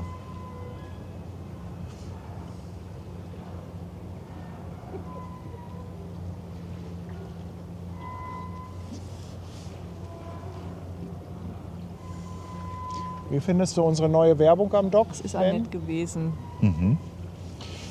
Ja, Annette war übrigens tatsächlich diejenige, welche mit Kontakt. Und ich glaube, sie hat es gerade vernommen, dein Wunsch. Ich lese es auch gerade hier, Ah. Annette. Also- Danke, Annette hat auch noch mal 5 Euro rausgehauen. Annette, danke, Oh, danke, vielen danke. Dank. Also ich finde die neue Werbung da ganz lustig eigentlich. Ja, ne? Ja. Finde ich auch. Ja, der Hetzer ist auch seit 10 Monaten jetzt schon bei Twitch dabei. Hey, danke für deine Treue. Jürgen, 5 Euro Superchat. Wie immer, super Stream. Ja, Florian hatten wir eben schon, 2,49. Florian und Vanessa. Das wird eine wilde Fahrt, oder? Bin gespannt. Der Florian kann dann hinterher die Dinge erzählen, die nicht im Stream auftauchen. Oder von denen du selber nichts mehr weißt, je nachdem, Ja. wie schlimm es wird. Mehr Diana, 13 Monate dabei. Und sie sagt, ihr seid einfach die Besten. Ein richtig großes Dankeschön für eure tolle Arbeit an das gesamte Hamburg Hafen Live-Team und den tollen Chat. Diana, das ist ganz, ganz lieb von dir. Und ganz ehrlich, ab und zu brauchen wir auch mal so eine Streicheleinheit. Ja, wirklich. Dankeschön. Also das tut wirklich gut. Herzlichen Dank, Diana. Und danke, dass du schon so lange dabei bist. Coco Toto ist auch schon seit 6 Monaten dabei. Danke dafür. Und Krawuzzi im 10. Monat mit dem Sub auf Twitch. Außerdem Lutz aus W. 20 Monate bei YouTube. Annette, ja, hatten wir eben schon. Annette hat nochmal 5 Euro rausgehauen. Ich danke dir vielmals. Und Enrico Protze mit 10 Euro Superchat und Grüßen aus Mittelsachsen. Herzlichen Dank, ihr Lieben.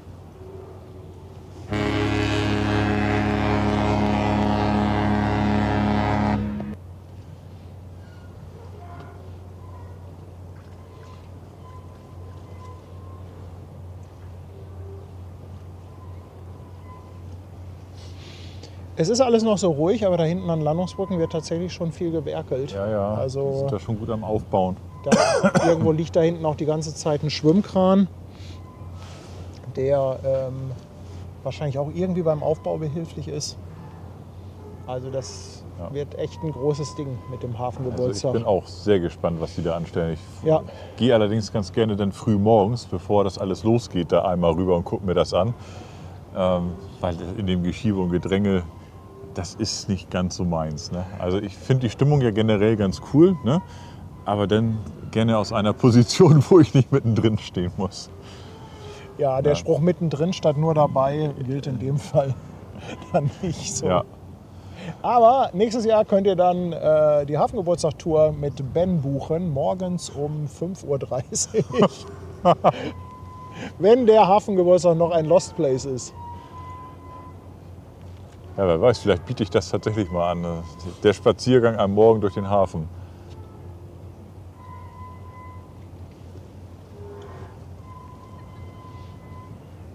Wobei also erstaunlich viele Fotografen bei uns unterwegs sind. Ne? Also wenn das Wetter so ein bisschen gut ist und man so ein bisschen Chance auf Sonnenaufgang hat, dann trifft man da die üblichen Verdächtigen auch alle wieder. Gut, die wissen halt einfach auch, wann das Licht gut ist. Und das ist in erster Linie morgens. Und außerdem hast du den Vorteil, dass du nicht so viele Menschen hast. Eben. Und gerade wenn du also sag ich mal, auch so ein bisschen Städte, Landschaft und Ähnliches fotografieren willst und nicht unbedingt immer die große Menschenmenge, dann ist es halt morgens einfach deutlich besser. Ja, perfekt. Und vor allen Dingen, du hast ja auch mehr vom Tag. Ne? Wer Aber früher Dirk aufsteht. schreibt auch, Getümmel ist was Tolles, wenn man es von außen beobachten kann. Ah, Dirk, wahre Worte, wahre Worte.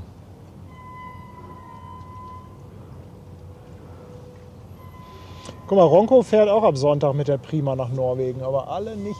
Oder ganz wenige, die mit mir mitfahren.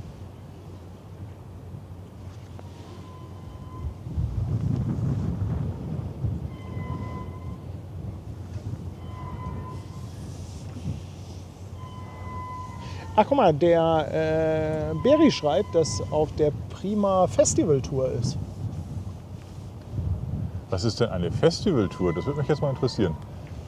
Ganz viele Stars. Aber ich denke halt mit Musik, oder? Ja, ja. Da spielen Aha. dann, da haben die so ein paar Kapellen, die sonst bei Wacken auftreten oder so. Mhm. Und ja, ich denke mal viel Live-Musik. Würde ich jetzt mal. Wahrscheinlich auch viel dann so an Deck. Vielleicht haben die so verschiedene Locations dafür. Könnte ich mir vorstellen. Irgendwie so in der Art.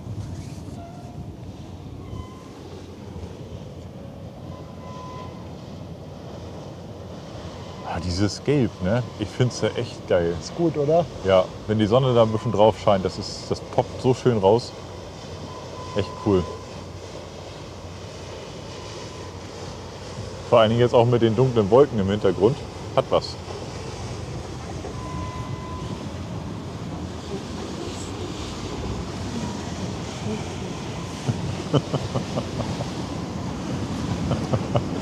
Ja, Kirsten ist hier nebenbei so ein bisschen am Handy mit im Chat und versucht da das eine oder andere natürlich auch zu beantworten. Und Kirsten freut sich gerade sehr, Remo, dass du dazugestoßen bist und Grüße nach Österreich. es ihr jetzt ein bisschen leichter fällt. Nicht nur Remo, Antje unterstützt uns dann genauso. Also Antje ist ganz, auch schon ganz da. herzlichen Auch Dank. Mensch. Toll, danke. Moin, ihr beiden.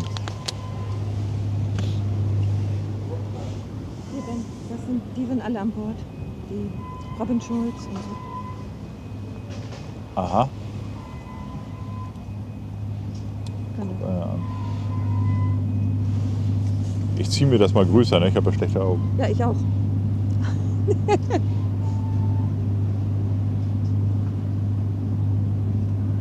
Ach, Lou Bega macht immer noch? Ja, Oder wieder? wir haben wieder. Guck Der macht also ein Lied und dann geht er wieder von der mal. Bühne.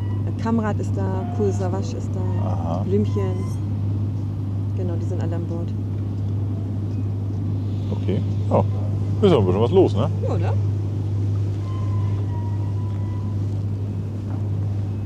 Guck mal, da hinten ist eins von unseren Multifunktions-Feuerlöschbooten. Ich kann gar nicht sehen, ob es Dresden oder Prag ist.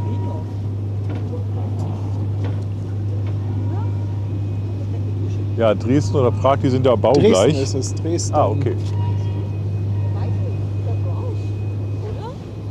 Wie Regen? Regen? Wo? Hier sieht es so aus oder täuscht das? Nö, Nee, ne? ist Ich nicht. glaube, es sieht nicht nach Regen aus. Nee. Die blauen Wolken sind hinter uns, da vorne. Wenn es da regnet, interessiert mich das nicht. Also ich hätte ja mal Bock auf Tattoo-Tours. Auf was? Tattoo-Tours mit Mein Schiff. Da hätte ich Bock drauf. Ja, oder Heavy Metal Cruises, da kann man sich auch Ja. an Bord tätowieren lassen. Ich glaube, also das wäre cool. Haben wir da ganz hinten schon Hennecke? Oh, ich muss da mal rüberschwenken. Jetzt Ja, das könnte sie sein. haben wir natürlich Aber dann wäre gerade. sie schnell, du. Oh, jetzt haben wir hier natürlich maximal. Von einer andere Jacke Versteckt sich jetzt hinterm Dalben. Wir haben gerade maximal Gegenlicht. Dafür haben wir schon mal einen Schlepper. Ja, Ah, sie ist aber linke Hand. ja hinterm ist jetzt Dalben. vorm Dalben. Also ich gehe noch mal auf das andere Bild. Oh, die Kamera ist ein bisschen tief.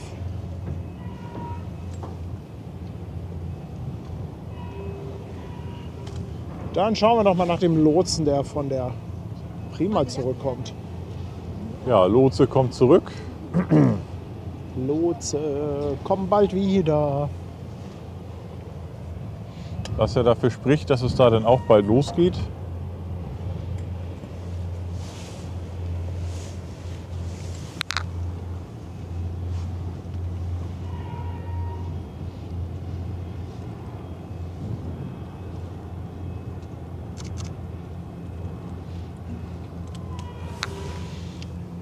Jessie ist auch seit 8 Monaten dabei. Wir freuen uns auf ein tolles Wochenende mit super Streams. Ihr macht das super. Vielen Dank für die tollen Streams. Jessie, danke für die Streicheleinheiten. Miepelschubser, der René, auch seit 22 Monaten schon dabei, auf einen grandiosen Hafengeburtstag. Ja, da sehen wir uns am Freitag, René. Ich freue mich auch schon, aber bin auch ehrlich gesagt ein klein bisschen angespannt. Das muss ich fairerweise sagen. Das muss ich wirklich sagen. Kokototo lässt nochmal 5 Euro Superchat da und er sagt auch, wir freuen uns, Sonntag erst schön essen gehen und dann Schiffe gucken. Ups, jetzt muss ich aber hier mal ein bisschen rauszoomen. Mensch, das ist ja Stress hier mit dem Lotsen. Guido, 2 Euro Superchat für Fischbrötchen mit Ben um 3:30 Uhr. Wann? 3:30 Uhr? Um 3:30 Uhr am 26.12. Aha. Dann ist er wahrscheinlich da. Am 26.12. Na dann. Ben, du hast eine Buchung. Aber da ist doch Frost am 26.12. Mensch. Ja, und vor allem um 3:30 Uhr. Und da ist ja auch kein Hafengeburtstag und gar nicht. Nee, da ist ja auch dunkel.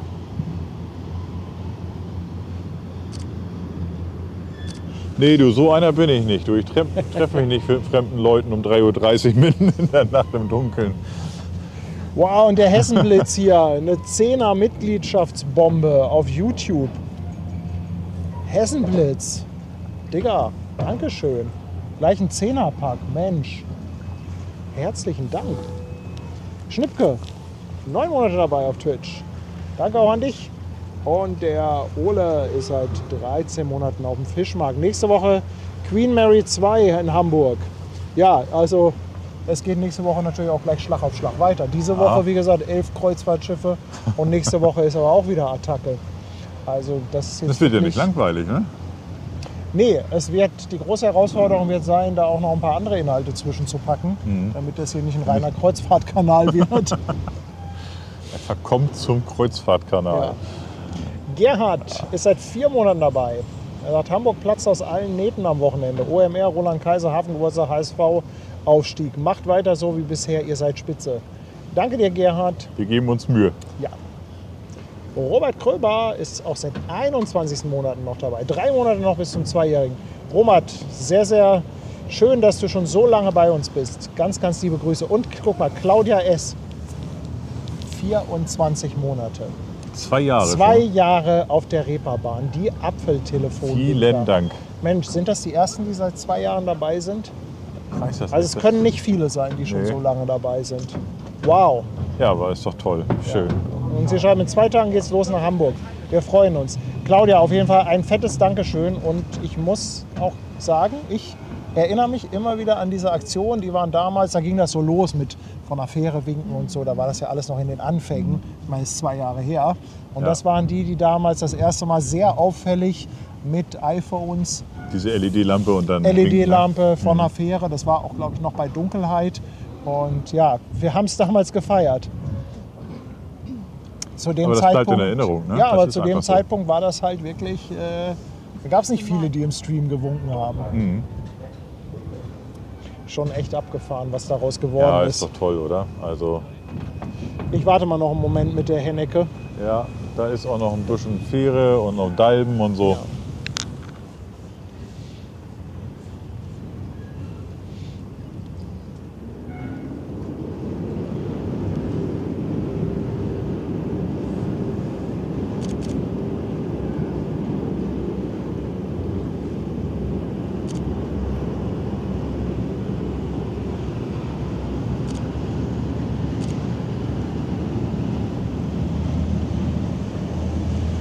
Sag mal, ist die Hennecke überhaupt das erste Schiff, was hier kommt? Da hinten kommt, glaube ich, noch eins.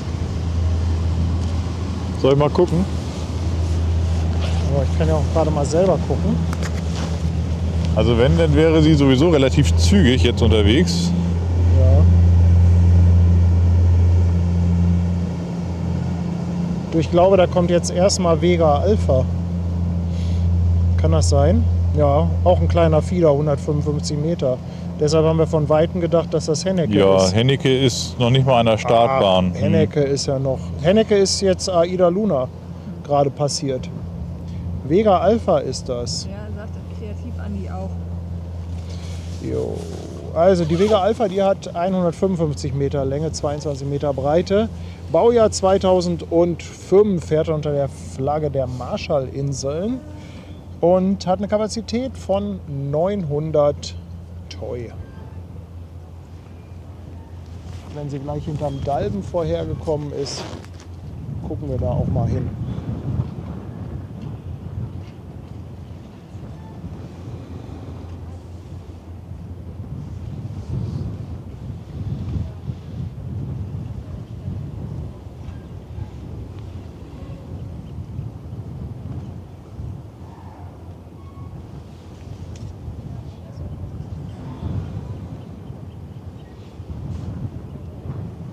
Da kommt Vega Alpha.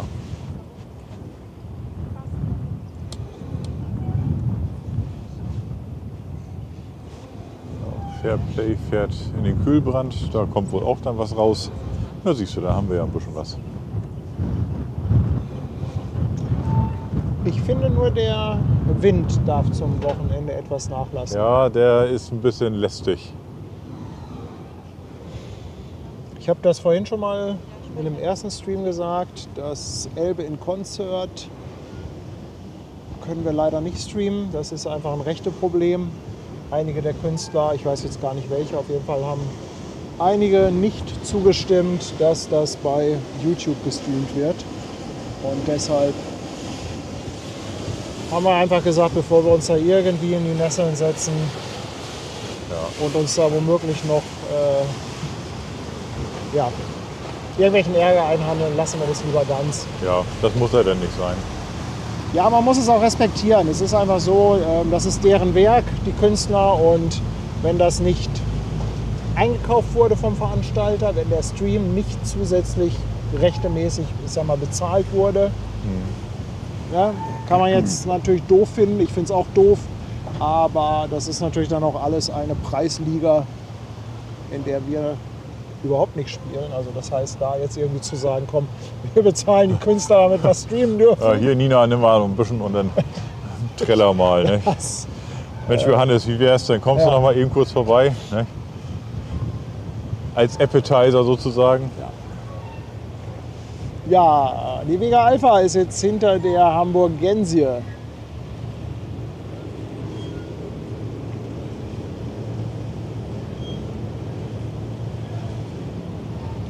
Der Ankerbengel möchte wissen, ob die Terrasse beim Gin Hotel überdacht ist. Nein, ist sie nicht. Das würden sie gerne machen. Das Problem ist einfach, dass das Gin Hotel in einem Gebäude ist, das unter Denkmalschutz steht. Und deshalb haben die da ganz, ganz viel Freude mit allem, was sie irgendwie zusätzlich machen möchten. Die versuchen wohl schon länger, da irgendeine Lösung zu finden, damit sie das ein bisschen überdachen können. Haben sie leider bisher noch nicht hinbekommen.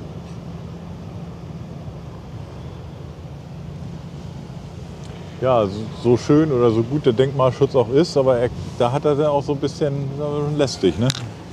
Ja, Lisa fragt, wann die AIDA losfährt. Das müsste eigentlich jeden Moment losgehen. Bei der AIDA prima. Vielleicht trifft die ja auf Hennecke Rambo. Ja, ich meine, das wäre ja ganz cool, oder? Also noch cooler wäre es natürlich, wenn Ingo mal sich ans Fenster stellt und einfach mal rüberwinkt, ne? Das wäre toll. Sagt, Mensch, Jungs, Ich glaube, Ingo hier bin ich. ist zu cool dafür. Ja, ne? Der ist einfach der coolste auf dem Wasser.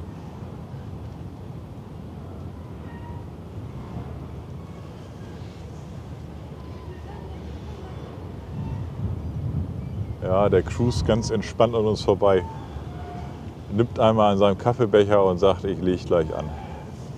Ja, einmal hat er ja schon gehupt. Das hatte, ich meine, Annette hatte das organisiert. Es waren noch ein, zwei andere, die ihn angeschrieben hatten, aber ich glaube, Annette war Durchgekommen. ist durchgekommen, genau. Hat eine freie Aber Leitung erwischt. Ich glaube, er hat auch irgendwie für so ein Schulprojekt mal irgendwas gemacht, irgendwie so ein Stofftier auf seiner Reise mitgenommen und überall dann mal fotografiert, wo er gerade ist und so, und hat es dann hinterher in der Schulklasse vorgestellt. Also ich finde das schon irgendwie sehr sympathisch, sowas. Der ist auch sympathisch. Das hat man ja in der Reportage beim NDR, glaube ich, Ja, gesehen. ich glaube, da mit kam das diesem auch drin Projekt. vor, ja. Also falls es jetzt tatsächlich noch jemanden unter den Zuschauern gibt, der das nicht kennt, dann schaut mal bei YouTube und sucht mal nach einer Reportage, die heißt, glaube ich, Fernfahrer auf den Meeren von Kranz nach Casablanca oder so ähnlich. Es Ah, okay. gibt auch, ich meine, es gibt zwei. Vielleicht, vielleicht haben die Mods das nochmal genau auf dem Zettel. Aber ich glaube, dann findet man das schon. Mit Ingo Dreves auf seiner Hennecke Rambo. Ist schon, sag ich mal, unter Schiffsfreunden eine kleine Legende. Ja, also der kam auch unglaublich sympathisch rüber. Also Norddeutscher, ne? Ja. Aber echt, also nett. Ja, Malte verabschiedet sich, der will noch eine Runde Kajak fahren. Malte, ich hoffe, dass sich das alles ein bisschen ausgeht. Der liebe Malte will nachher auch noch einen kleinen Stream machen. Da leiten wir euch dann hin weiter. Das ist dann nochmal so ein bisschen entspannt Kajak fahren. Ich weiß gar nicht, wo genau er jetzt fährt. Aha. Ja, das ist die Frage. Wo kann man denn da oben Kajak fahren? Auf dem NUK ja nicht, ne? Irgendwo in irgendeinem Hafen. Guck mal, Only One grüßt von der AIDA Prima.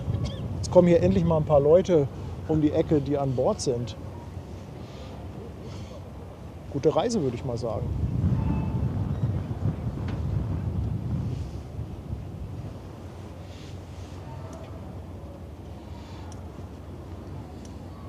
Lisa fragt, wo finde ich den Stream zwecks AIDA? Lisa, du bist genau richtig. Hier, Ja, das ist er. genau. Wir warten darauf, dass sie ablegt. Ja, das ist er. Also ich. Und wer in Zukunft benachrichtigt werden will, ich werde nicht müde, für unseren WhatsApp-Kanal Werbung zu machen. Ich wollte gerade fragen, ihr habt doch so einen Kanal. Ja. So ohne Werbung Aber- und ohne Verkaufen und so. Aber Einfach es nur mit Info, funktioniert wenn es auch losgeht. einfach. Es funktioniert auch wirklich gut. Also es haben uns jetzt schon so viele gesagt, dieser WhatsApp-Kanal, das hat auch mittlerweile jeder, der Livestreams macht, hat das Ganze quasi adaptiert. Das ist so eine gute Möglichkeit. Kurz bevor man live geht, eine Nachricht raus. Und damit es nicht zu spammig wird, ich habe hoch und heilig versprochen, keine Katzenfotos, keine Essensfotos, auch keine Fotos von unseren Hunden und auch keine Nacktfotos. Ich weiß, die Enttäuschung ist groß. Keine von mir. Also, Jetzt ist die Freude wieder groß. Jetzt freuen sich wieder alle. Paddy auf der Monkey.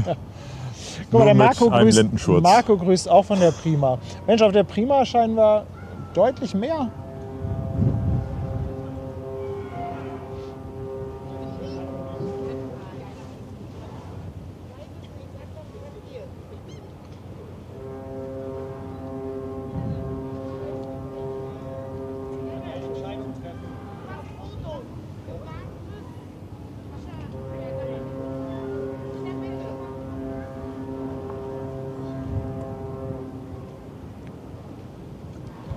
Ja, es geht Ja, los. ein bisschen weit weg, aber dafür haben wir ja von der Luna Ja, ordentlich einen die hat uns abbekommen, eigentlich ne? ganz gut angebrüllt. Ja. Ne?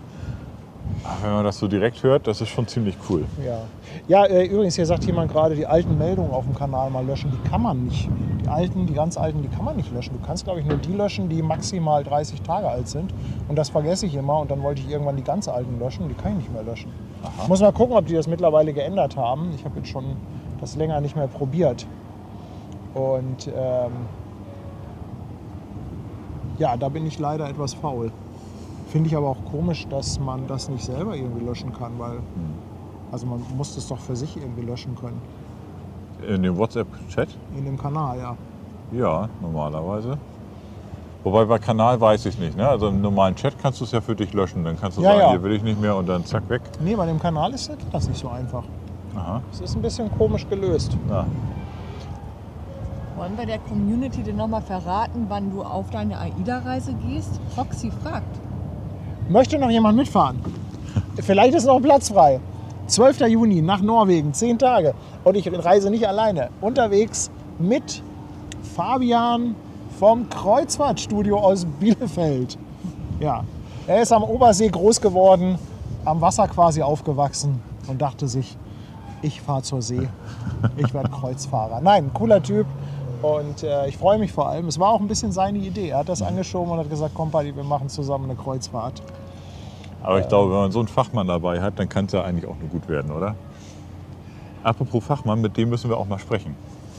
Auf jeden Fall. Ja, wir haben da ja was vor. Willst du auch eine Kreuzfahrt machen? Ja, so was Kleines erstmal und wir wollten uns ganz gerne mit ihm mal unterhalten.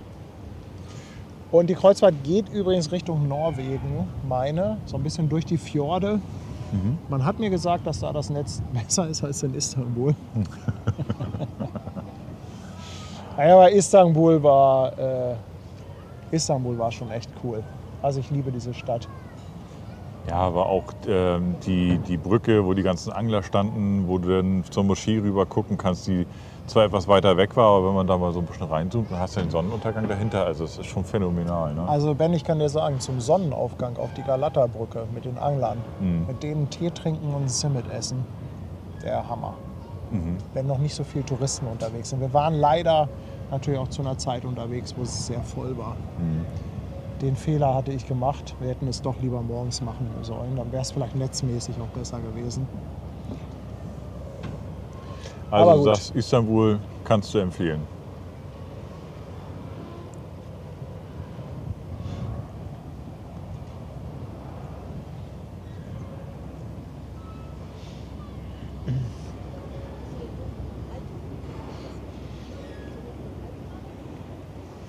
So, im Hintergrund sehen wir sie ein bisschen mit den Aufbauten.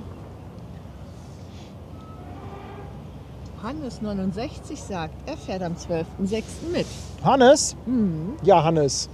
Dann, falls du mich siehst, grüß mal.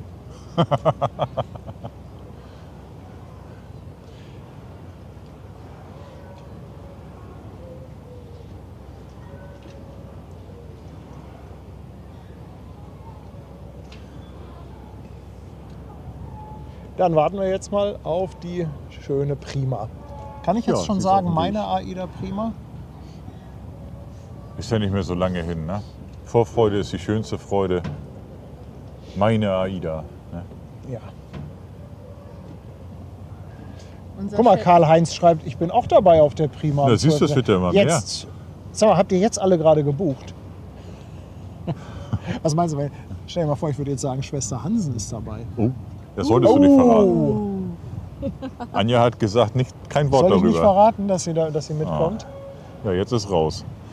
Also wer Schwester Hansen mal kennenlernen möchte, der sollte jetzt noch mal buchen. Bei Fabian. Wenn ihr bei Fabian bucht, kriegt ihr die Kabine direkt daneben.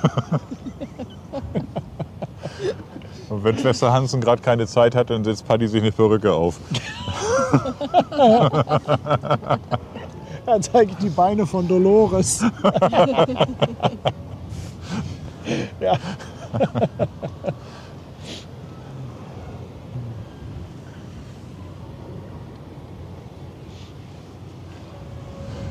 So, da, lala.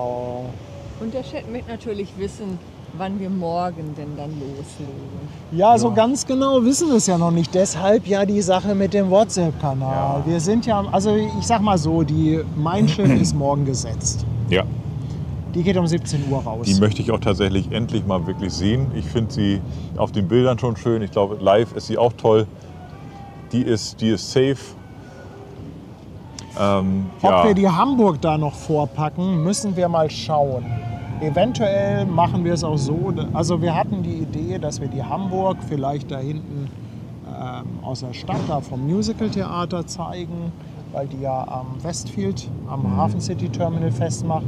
Aber vielleicht machen wir es auch so, dass wir zusammen zum Bubendeiufer fahren, weil da kommt noch die Everglobe. Hätten wir noch einen schönen Frachter dabei. Ja. Wir Also müssen das mal gucken. entscheiden wir wahrscheinlich morgen früh. Ja, also wir wissen, ihr habt Bock auf eine zweite Kamera, wir haben das auch gerne. Es muss halt immer auch so ein bisschen passen. Schauen wir mal, vielleicht machen wir auch einen Split zwischendrin oder was auch immer. Also irgendwas wird sich ergeben und wir sagen rechtzeitig Bescheid, wenn wir starten.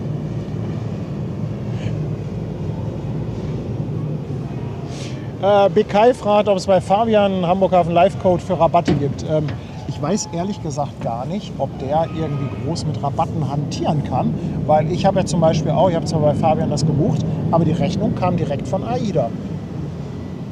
Ja, also ich musste auch an AIDA überweisen, das heißt, im Endeffekt wird das so sein, dass Fabian dann hinterher eine Provision bekommt. Ja, der vermittelt Ja, einfach. der das vermittelt einfach, Ja. deshalb, also das Einzige, was er machen kann, ist, dass er sagt, du pass auf, du kriegst was von meiner Provision ab.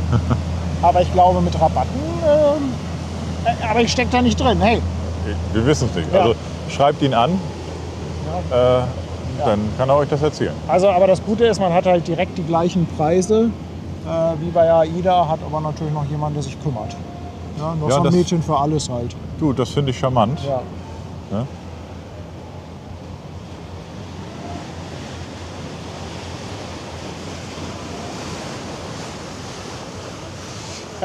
Ankerbengel sagt, er fand das auch letztens schon toll, als wir an 2 verschiedenen Standorten waren. Ja, das Problem ist einfach, lieber Ankerbengel, da liegen 3 Stunden zwischen der Hamburg und der Mein Schiff. Also 14 Uhr und 17 Uhr. Das ist so ein ist bisschen unser das Gap. Problem. Und wenn wir dazwischen 3 Stunden haben und da dann nicht viel passiert, dann es wird einfach langweilig. Ja, eben. Man verliert selber die Spannung. Das ist ja nicht wie bei den Flugzeugfreunden, die wirklich, also die kriegen ja einen Anfall, wenn mal eine Viertelstunde nichts passiert. Da sagen wir, hey, eine Viertelstunde nichts passieren. Das ist normal, aber Das ist 3 normal. Stunden ist dann doch schon ein bisschen Ne? hart. Ne? Ja, ja. Also, und Ne? uns beim Skat zugucken, was ich nicht spielen kann, das macht ja auch keinen Spaß. Also, Ja. also wir lassen uns für morgen was einfallen, es wird was kommen. Wir finden es auch cool, mit Equipment zu spielen, aber es muss halt auch irgendwo dann sinnvoll sein. Genau. Und was man halt auch sagen muss, zweite Kamera ist schön, aber nebeneinander stehen und moderieren, Ja, das macht auch Spaß. sich ein bisschen aneinander reiben dabei, wie Rainer so schön sagen würde. Ja, vor allem wenn es kalt ist. Ne? Ja. Ja, hinten kommt, glaube ich, Hennecke. Du. Müsste sie sein, ne? Oder könnte Es sie ist sein. so hell da hinten, ich Ja. sehe da gar nichts. Aber im Moment braucht sie noch, oder? Ja, die ist jetzt gleich vorm zweiten Dalben. Ach so, da wo ich stehe, ist sie direkt hinterm Dalben. Ja, es ist hier alles eine Frage der Perspektive. Hier entscheiden Zentimeter. Das ist manchmal wie im richtigen Leben, ne? Naja.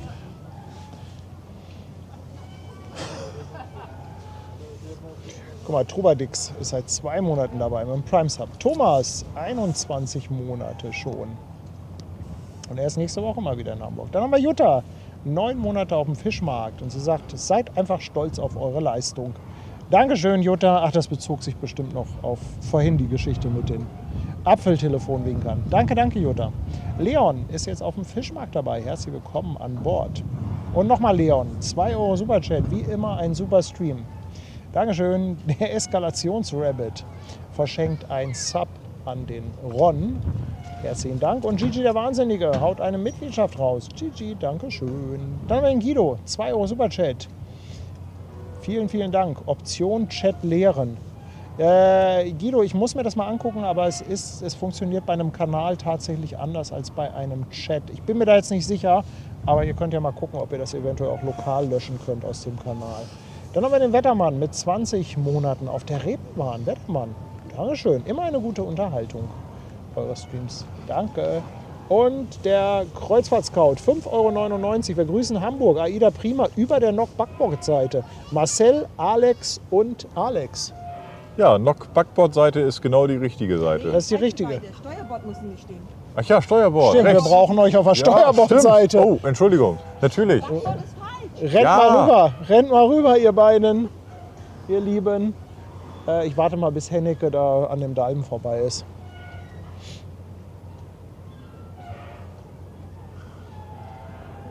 Ja, see you at the other side. Ne? Ja.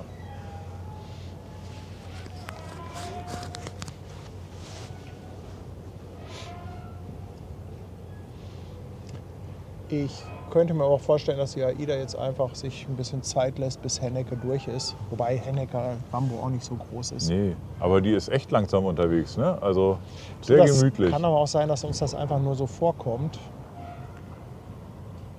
Das sieht, glaube ich, von hier aus immer so langsam aus. Ja, das kann sein. Ja, aber gut, die müssen natürlich auch erstmal beschleunigen, Gas geben, da rauszirkeln und so.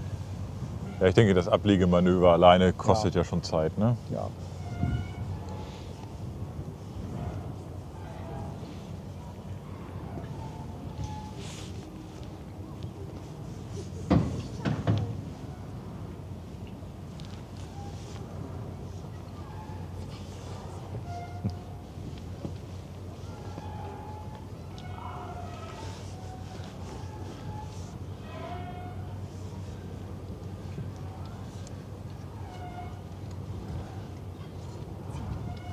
Ja, war cool mit dem Van Carrier noch dazwischen.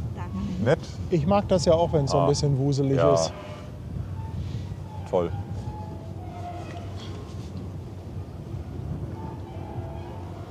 Ach, guck mal, und da hinten kommt Ingo. So, Ingo kriegt seinen Moment. Ja, der braucht noch ein bisschen, aber ich wollte schon mal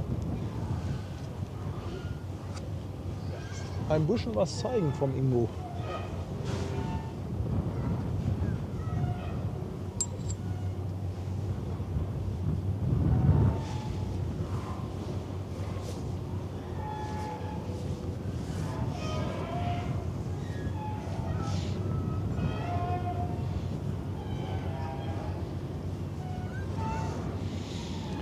Ja, da kommen auch gleich die Infos für die Hennecke Rambo. Baujahr 2734 Meter lang, 22 Meter breit. Ist, glaube ich, auch ein Sitas-Schiff.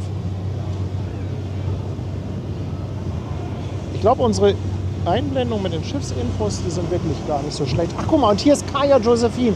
Ach, jetzt habe ich die wieder nicht von vorne. Ich hatte doch letztens erzählt, dass sie so eine interessante Bauform hat. Aber Kaya Josephine ist ja die, mit der ich die Rechnung offen habe, die mich so wunderbar nass gemacht hat. Ja, da ist sie. Und er weiß das auch. Er weiß es auch, dass ich die Rechnung offen habe. Kaya Josephine, baugleich mit Sophia Soraya. Kupfererztaxi zwischen Brunsbüttel und Aurubis. Die Schiffe sehen unscheinbar aus, sind aber schon was Besonderes. Sind im vorderen Teil ein bisschen Katamaran-mäßig gebaut. Haben wir insgesamt 4 Propellergondeln, 2 vorne, 2 hinten. Ja, ja, sehr, sehr wendige Schiffe. Das war so ein Projekt, irgendwie was mit Future, ich habe den Namen vergessen. Denn das Licht da hinten, das ballert aber jetzt auch bei Hennecke.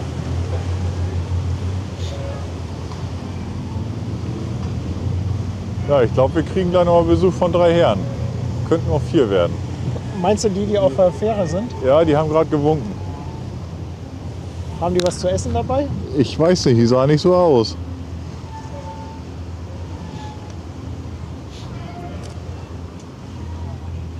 Ich nehme mal Hennecke in den Rückspiegel. Ja, ich Denn gehe wir beiseite. haben Entschuldige hier auch bitte. noch so eine AIDA. Die wollen wir natürlich nicht vergessen.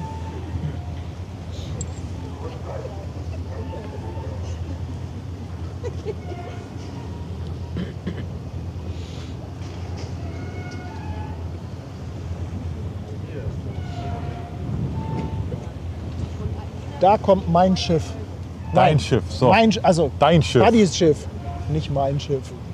Aida Paddy. AIDA, ja.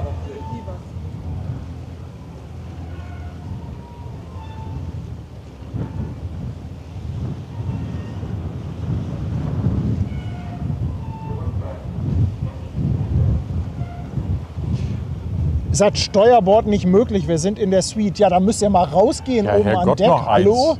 Weißt du, hier ein bisschen Wind. Nö, wir sitzen Ja. in der Suite, wir haben Wir uns haben gerade, Fenster zu. wir haben uns Ja. einen Sekt aufgemacht, ja. Genau. Haben schon Puschen an, hier im Pölter laufen wir rum. Nee.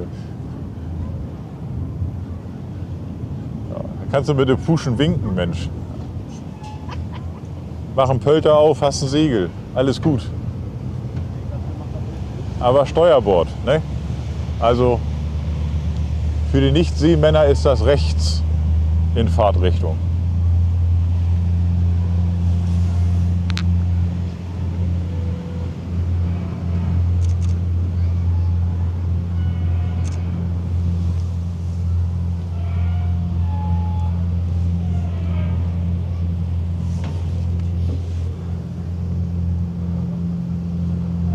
Mensch, immer passiert alles gleichzeitig. Aber ich finde, vom Timing her wäre das doch jetzt wirklich so eine AIDA-Hennecke-Nummer. Ja, also wenn Also Ingo jetzt noch anfängt, das Hornbattle mit der Prima, die treffen sich ich wieder- gebe ihn einen aus. Die treffen sich hier vor unserer Nase. Ja, aber bitte nicht vorm Dalben. Das hatten wir heute schon mal.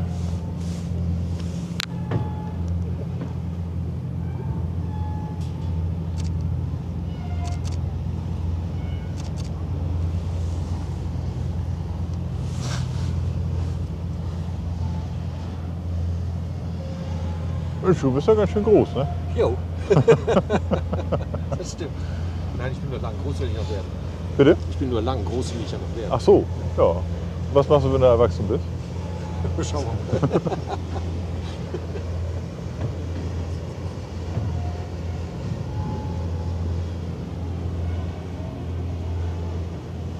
Sag mal, ist denn hier die Kamera schon wieder schief? Na, Gibt's doch gar nicht.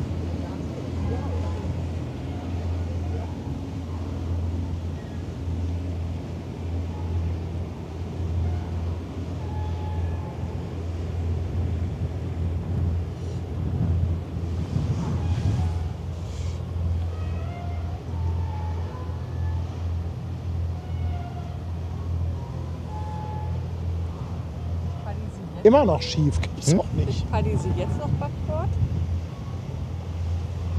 ach so. Ja, aber ich weiß nicht, wo die da sind, ne? Also, Backboard über der Nock in der Suite. ja, Da, das wird natürlich... da winkt jemand mit Ach so. seiner Unterhose. Ach, schön. Hoffentlich ist es frische. Naja, bei dem Wind wird sie frisch. Guck mal, die kommen alle rüber. Da, es werden immer mehr. Es werden immer mehr. So, und jetzt müsst ihr bitte euren Namen einmal tanzen.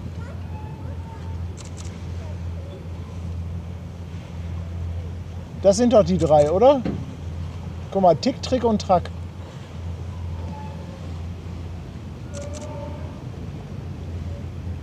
Haben wir. Haben wir voll drauf bekommen.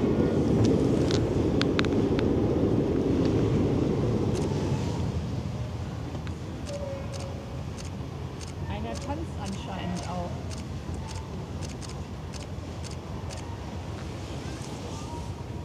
Ja, wenn er einen Doppelnamen hat, dann tanzt. muss er länger tanzt. tanzen.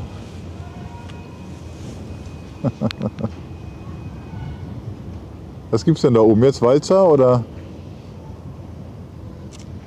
Er tanzt wirklich.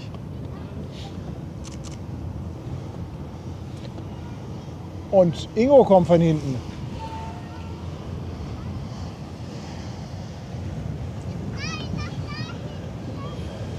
Ja, Ingo ist in der Haus.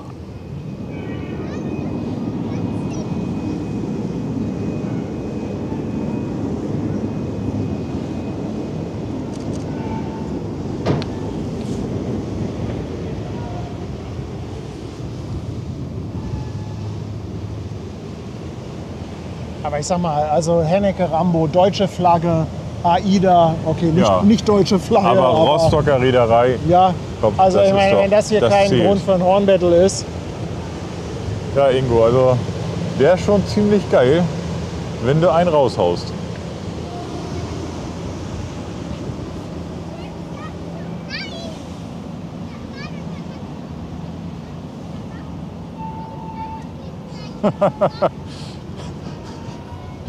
Ja, da gehe ich jetzt nicht weiter drauf ein.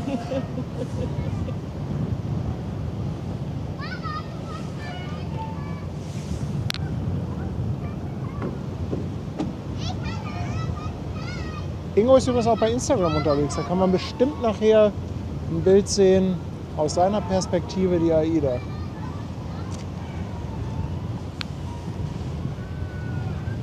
Die treffen sich wieder Oha, vor da ist dem Attacke. Galgen. Das Partyschiff ist da. Die AIDA Paddy.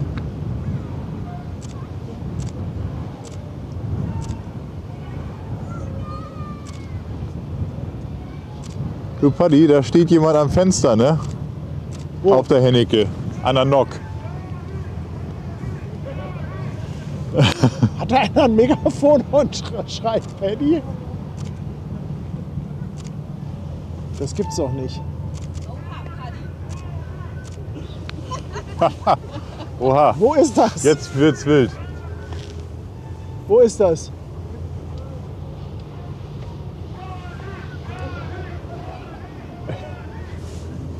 Aber wo ist das? Ich werde verrückt, aber ich sehe es nicht. Schreibt im Chat jemand, wo? Das ist sogar mit Sirene. Du.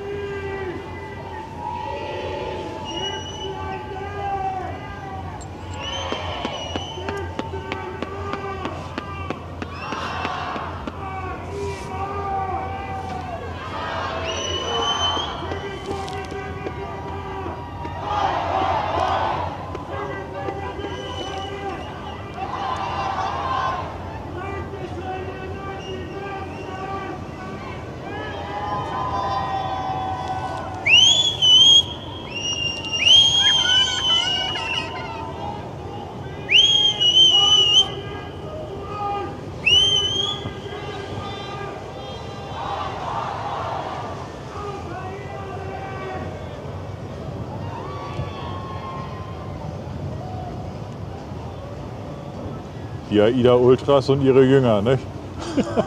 Sensationell. Aber sag mal, bei der Luna haben sie eben, nichts gemacht. Verhalten, nicht? Da haben die auch Lieblingsschiffe. Ne? Nee, nee, Sascha, das ist nicht der Kapitän, der da so schreit. Das ist nicht der Kapitän. Das sind die sogenannten AIDA Ultras. Also wir haben sie so getauft. Aber ich finde es sehr berechtigt.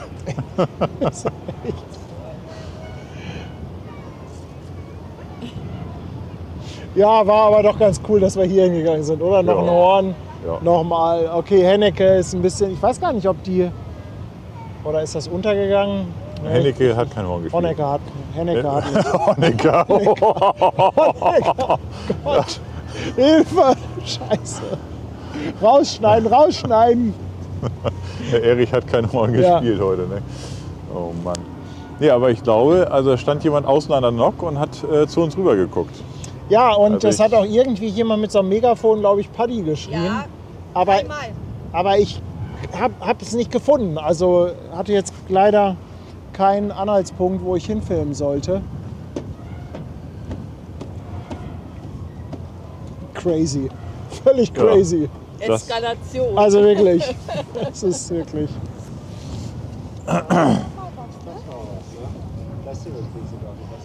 Ja. Echt abgefahren. Ich würde sagen, stabile Fanbase. Ne? Absolut. Apropos Fanbase, vielleicht darf ich kurz guten Tag sagen. Ja, klar. Hallo, Darfst du. Martin. Ich gucke mal Ihre Filme im YouTube. Oh, das ist aber lieb. Dankeschön. Genau, und da dachte ich mir, das ist er nicht? Keine Ahnung. Und Doch, dann- das Ja, ist doch, er. doch, ist er. Ach Ja. Das ist er, doch, das ist er. Ja, bei dem Wetterchen ein bisschen Wind, ein bisschen kalt, aber immer wieder schön. Ne? Tschüss, Ja, Brigitte. Tschüss. Bis zum nächsten Mal. Ne? Manuel! Origo!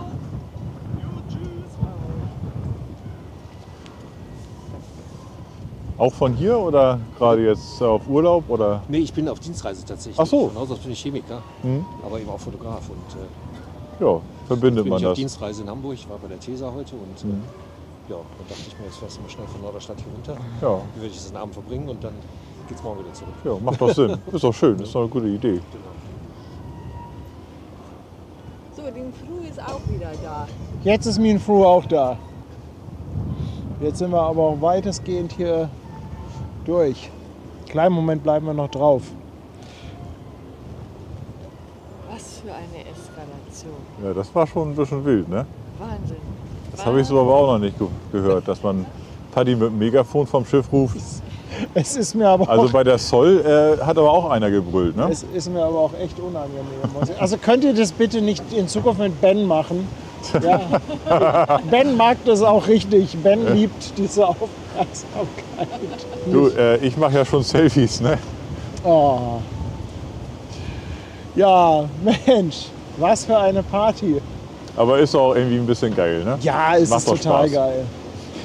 Ja, der Michael, der hat noch mal 10 Euro dagelassen. Michael aus Düsseldorf. Dankeschön. Und Mac Benzer im 5. Monat bei Prime dabei. Schreibt, tutet auch ordentlich. Ja, das hat richtig getutet. Guido Jakobs, 2 Euro Superchat. Hennecke Rambo im Hafen von Chile. Ja. Ja, versucht da noch mal einer zu animieren und Ah, funktioniert gib noch auch. mal einen in Övel Gönne.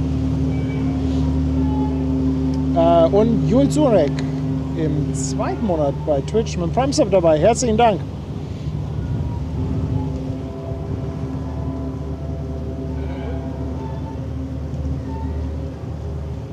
Ja, ob wir denn... Moin. Moin. Also ob die Mein Schiff das morgen toppen kann? Ah, das ist so ein bisschen, es ist so ein bisschen schade. Also die Mein Schiff kommt ja auch hier nach Altona. Und ich will aber gerne nicht so dicht dran stehen. Ein bisschen Abstand, ne? Damit man sie auch in Fahrt noch mal hat und so. Wenn man sie noch mal in Fahrt hat.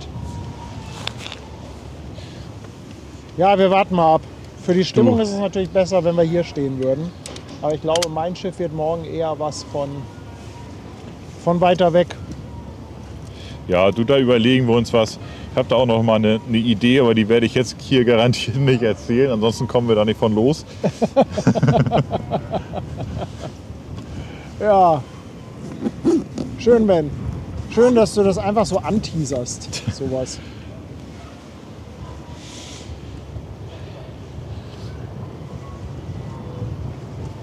Also ich weiß, wer morgen früh hier steht und sie fotografiert, wenn sie einläuft. Das wollte irgendwie Basti machen. Aber mich konnte er da nicht mit locken. Also Brigitte wird morgen früh bestimmt auch da sein. 5:30 Uhr fest bedeutet mindestens 4:30 Uhr vor Ort sein. Nee. Nee, ach. Nee. Wenn das jetzt wirklich schön warm wäre oder sowas, dann würde ich mich dazu bereit erklären. Da hätte ich da auch Spaß dran. Aber 4:30 Uhr hier stehen, um zu frieren, das macht dann irgendwie keinen Sinn. Auf jeden Fall steht dann nachher nachmittags Cornelia Pavlik am Heck und freut sich auf euch.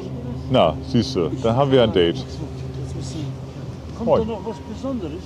Nee, Nee, ist alles durch. ja, das letzte Besondere Waren die hupt da hinten gerade. Ja. Ja, schön aus. Sag mal, macht da hinten Ja. noch irgendjemand Ja, Wasserfontäne? Ja, ich sehe es auch gerade. Da ist noch richtig Attacke.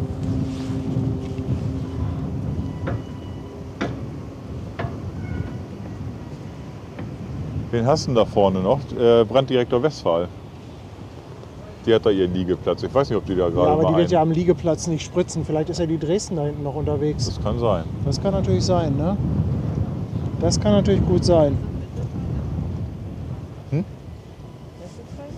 Ach so, ja, Wesselfinder regelt. Wo habe ich den denn?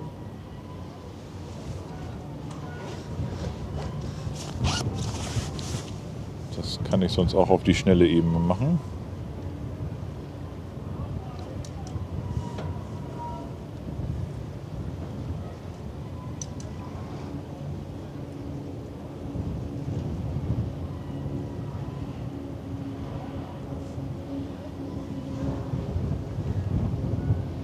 Das ist die Dresden. Das ist die Dresden, ja, ich habe es Ja. auch gerade gelesen. Ich habe es auch gelesen, ja, die ist ja vorhin hier rausgefahren. Man kann leider nicht immer alles haben. Nö, aber das hätte sie auch hier vorne gern. Nee, hätte sie nicht machen sollen. Nicht so, wie der Wind steht. Nee. Nicht so, wie der Wind steht.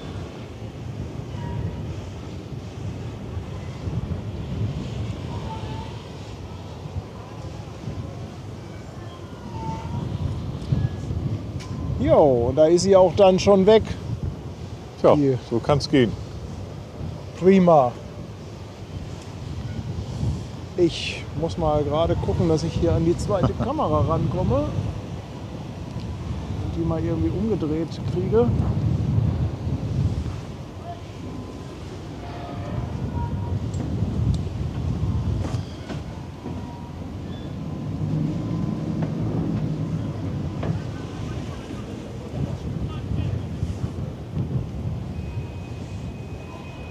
Gigi, der Wahnsinnige, lässt auch 2 Euro Superchat da. Dankeschön. Und der Erhard ist auch nochmal mit 2,49 dabei. Ganz dickes Dankeschön. Ja, Mensch, Ben, was meinst du? Wir haben noch so viel vor uns morgen, die ganze Woche. Ich glaube, Ja, wir können ja hier mal ein Päuschen machen. meinst du, ich gucke Wir mal. sind ja auch morgen schon wieder da, ne? Sind wir denn jetzt zu sehen? Ich glaube, warte mal, ich muss mal hier die eine. Ja. Ja, da sind wir, ne? Das sieht doch ganz gut Also aus. ich stehe so ein bisschen da. Jo, da sind wir. Kirsten ist auch Nehmen wir noch die Kleine in der Mitte hier. da. Kleine. Verzauste. Bad Hair Day. Ah, it's a little bit windy. Ja, war doch eine super Party, oder? Oh, war Hat doch mir eine richtig runde gut Nummer. gefallen. Ja. Ne? Schön. Also es ist ganz komisch, aber du denkst ja immer, ach ja, wieder AIDA. Und hinterher denkst du dann, das war schon ein bisschen geil, ne? Ja, absolut. Ja, Ja. vor allem, das wird ja auch irgendwie offensichtlich von Mal zu Mal wilder. Ja, also das ist irgendwie, ist da immer mehr Steigerung drin, aber das ist auch krass, was AIDA so für eine Fangemeinde haben muss, oder? Ja, offensichtlich. Also das ist echt, das hätte ich nie gedacht. Also als wir mit Hamburg Hafen Live angefangen haben, hatte ich ja Kreuzfahrten gar nicht auf dem Zettel.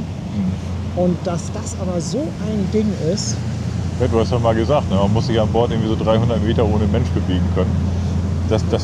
Ne, also Containerschifffahrt. Und ja, aber Kreuzfahrten haben irgendwie auch so ihren Reiz und die Schiffe sehen natürlich auch schön aus. Also gibt da schon das eine oder andere, wo ich sage, Mensch, Ich bin mal wirklich gespannt, weil ich bin der Prototyp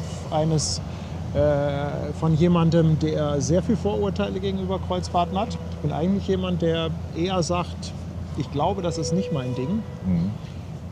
Aber ich bin mal gespannt, ob das etwas ist, wo ich hinterher sage, hey, Vorurteile, Blödsinn, oder ich sage vielleicht ja auch nie wieder. Wer weiß. gib mir einen Rettungsflug, Bin ich mal will hier weg. gespannt. Nein, aber ich kann mir schon gut vorstellen, dass das eine schöne Nummer ist. Also Schauen das wir wird mal. bestimmt Spaß machen. Ja, ihr Lieben, morgen geht es dann schon weiter. Wann genau, das schauen wir mal. Also am besten WhatsApp gucken oder halt auch bei den Kanal. Wenn ihr den Kanal abonniert, dann gibt es normalerweise auch eine Benachrichtigung. Das hilft auch immer, auch diese Glockengeschichte und so weiter. Ne? Oder auf Twitch auch. Da einfach folgen. Vielen, vielen Dank, dass ihr dabei wart. Ich hoffe, es hat euch Spaß gemacht.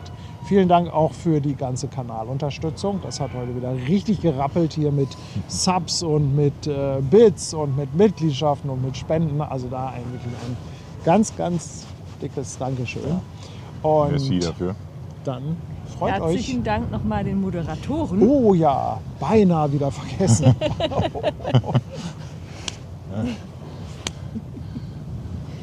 Ja, also waren sie wieder alle dabei. Schwester Hansen, Remo, Antje, Tanja. Die wichtigsten Rädchen im Getriebe. Danke. Ganz, ganz lieben Dank, dass ihr dabei wart.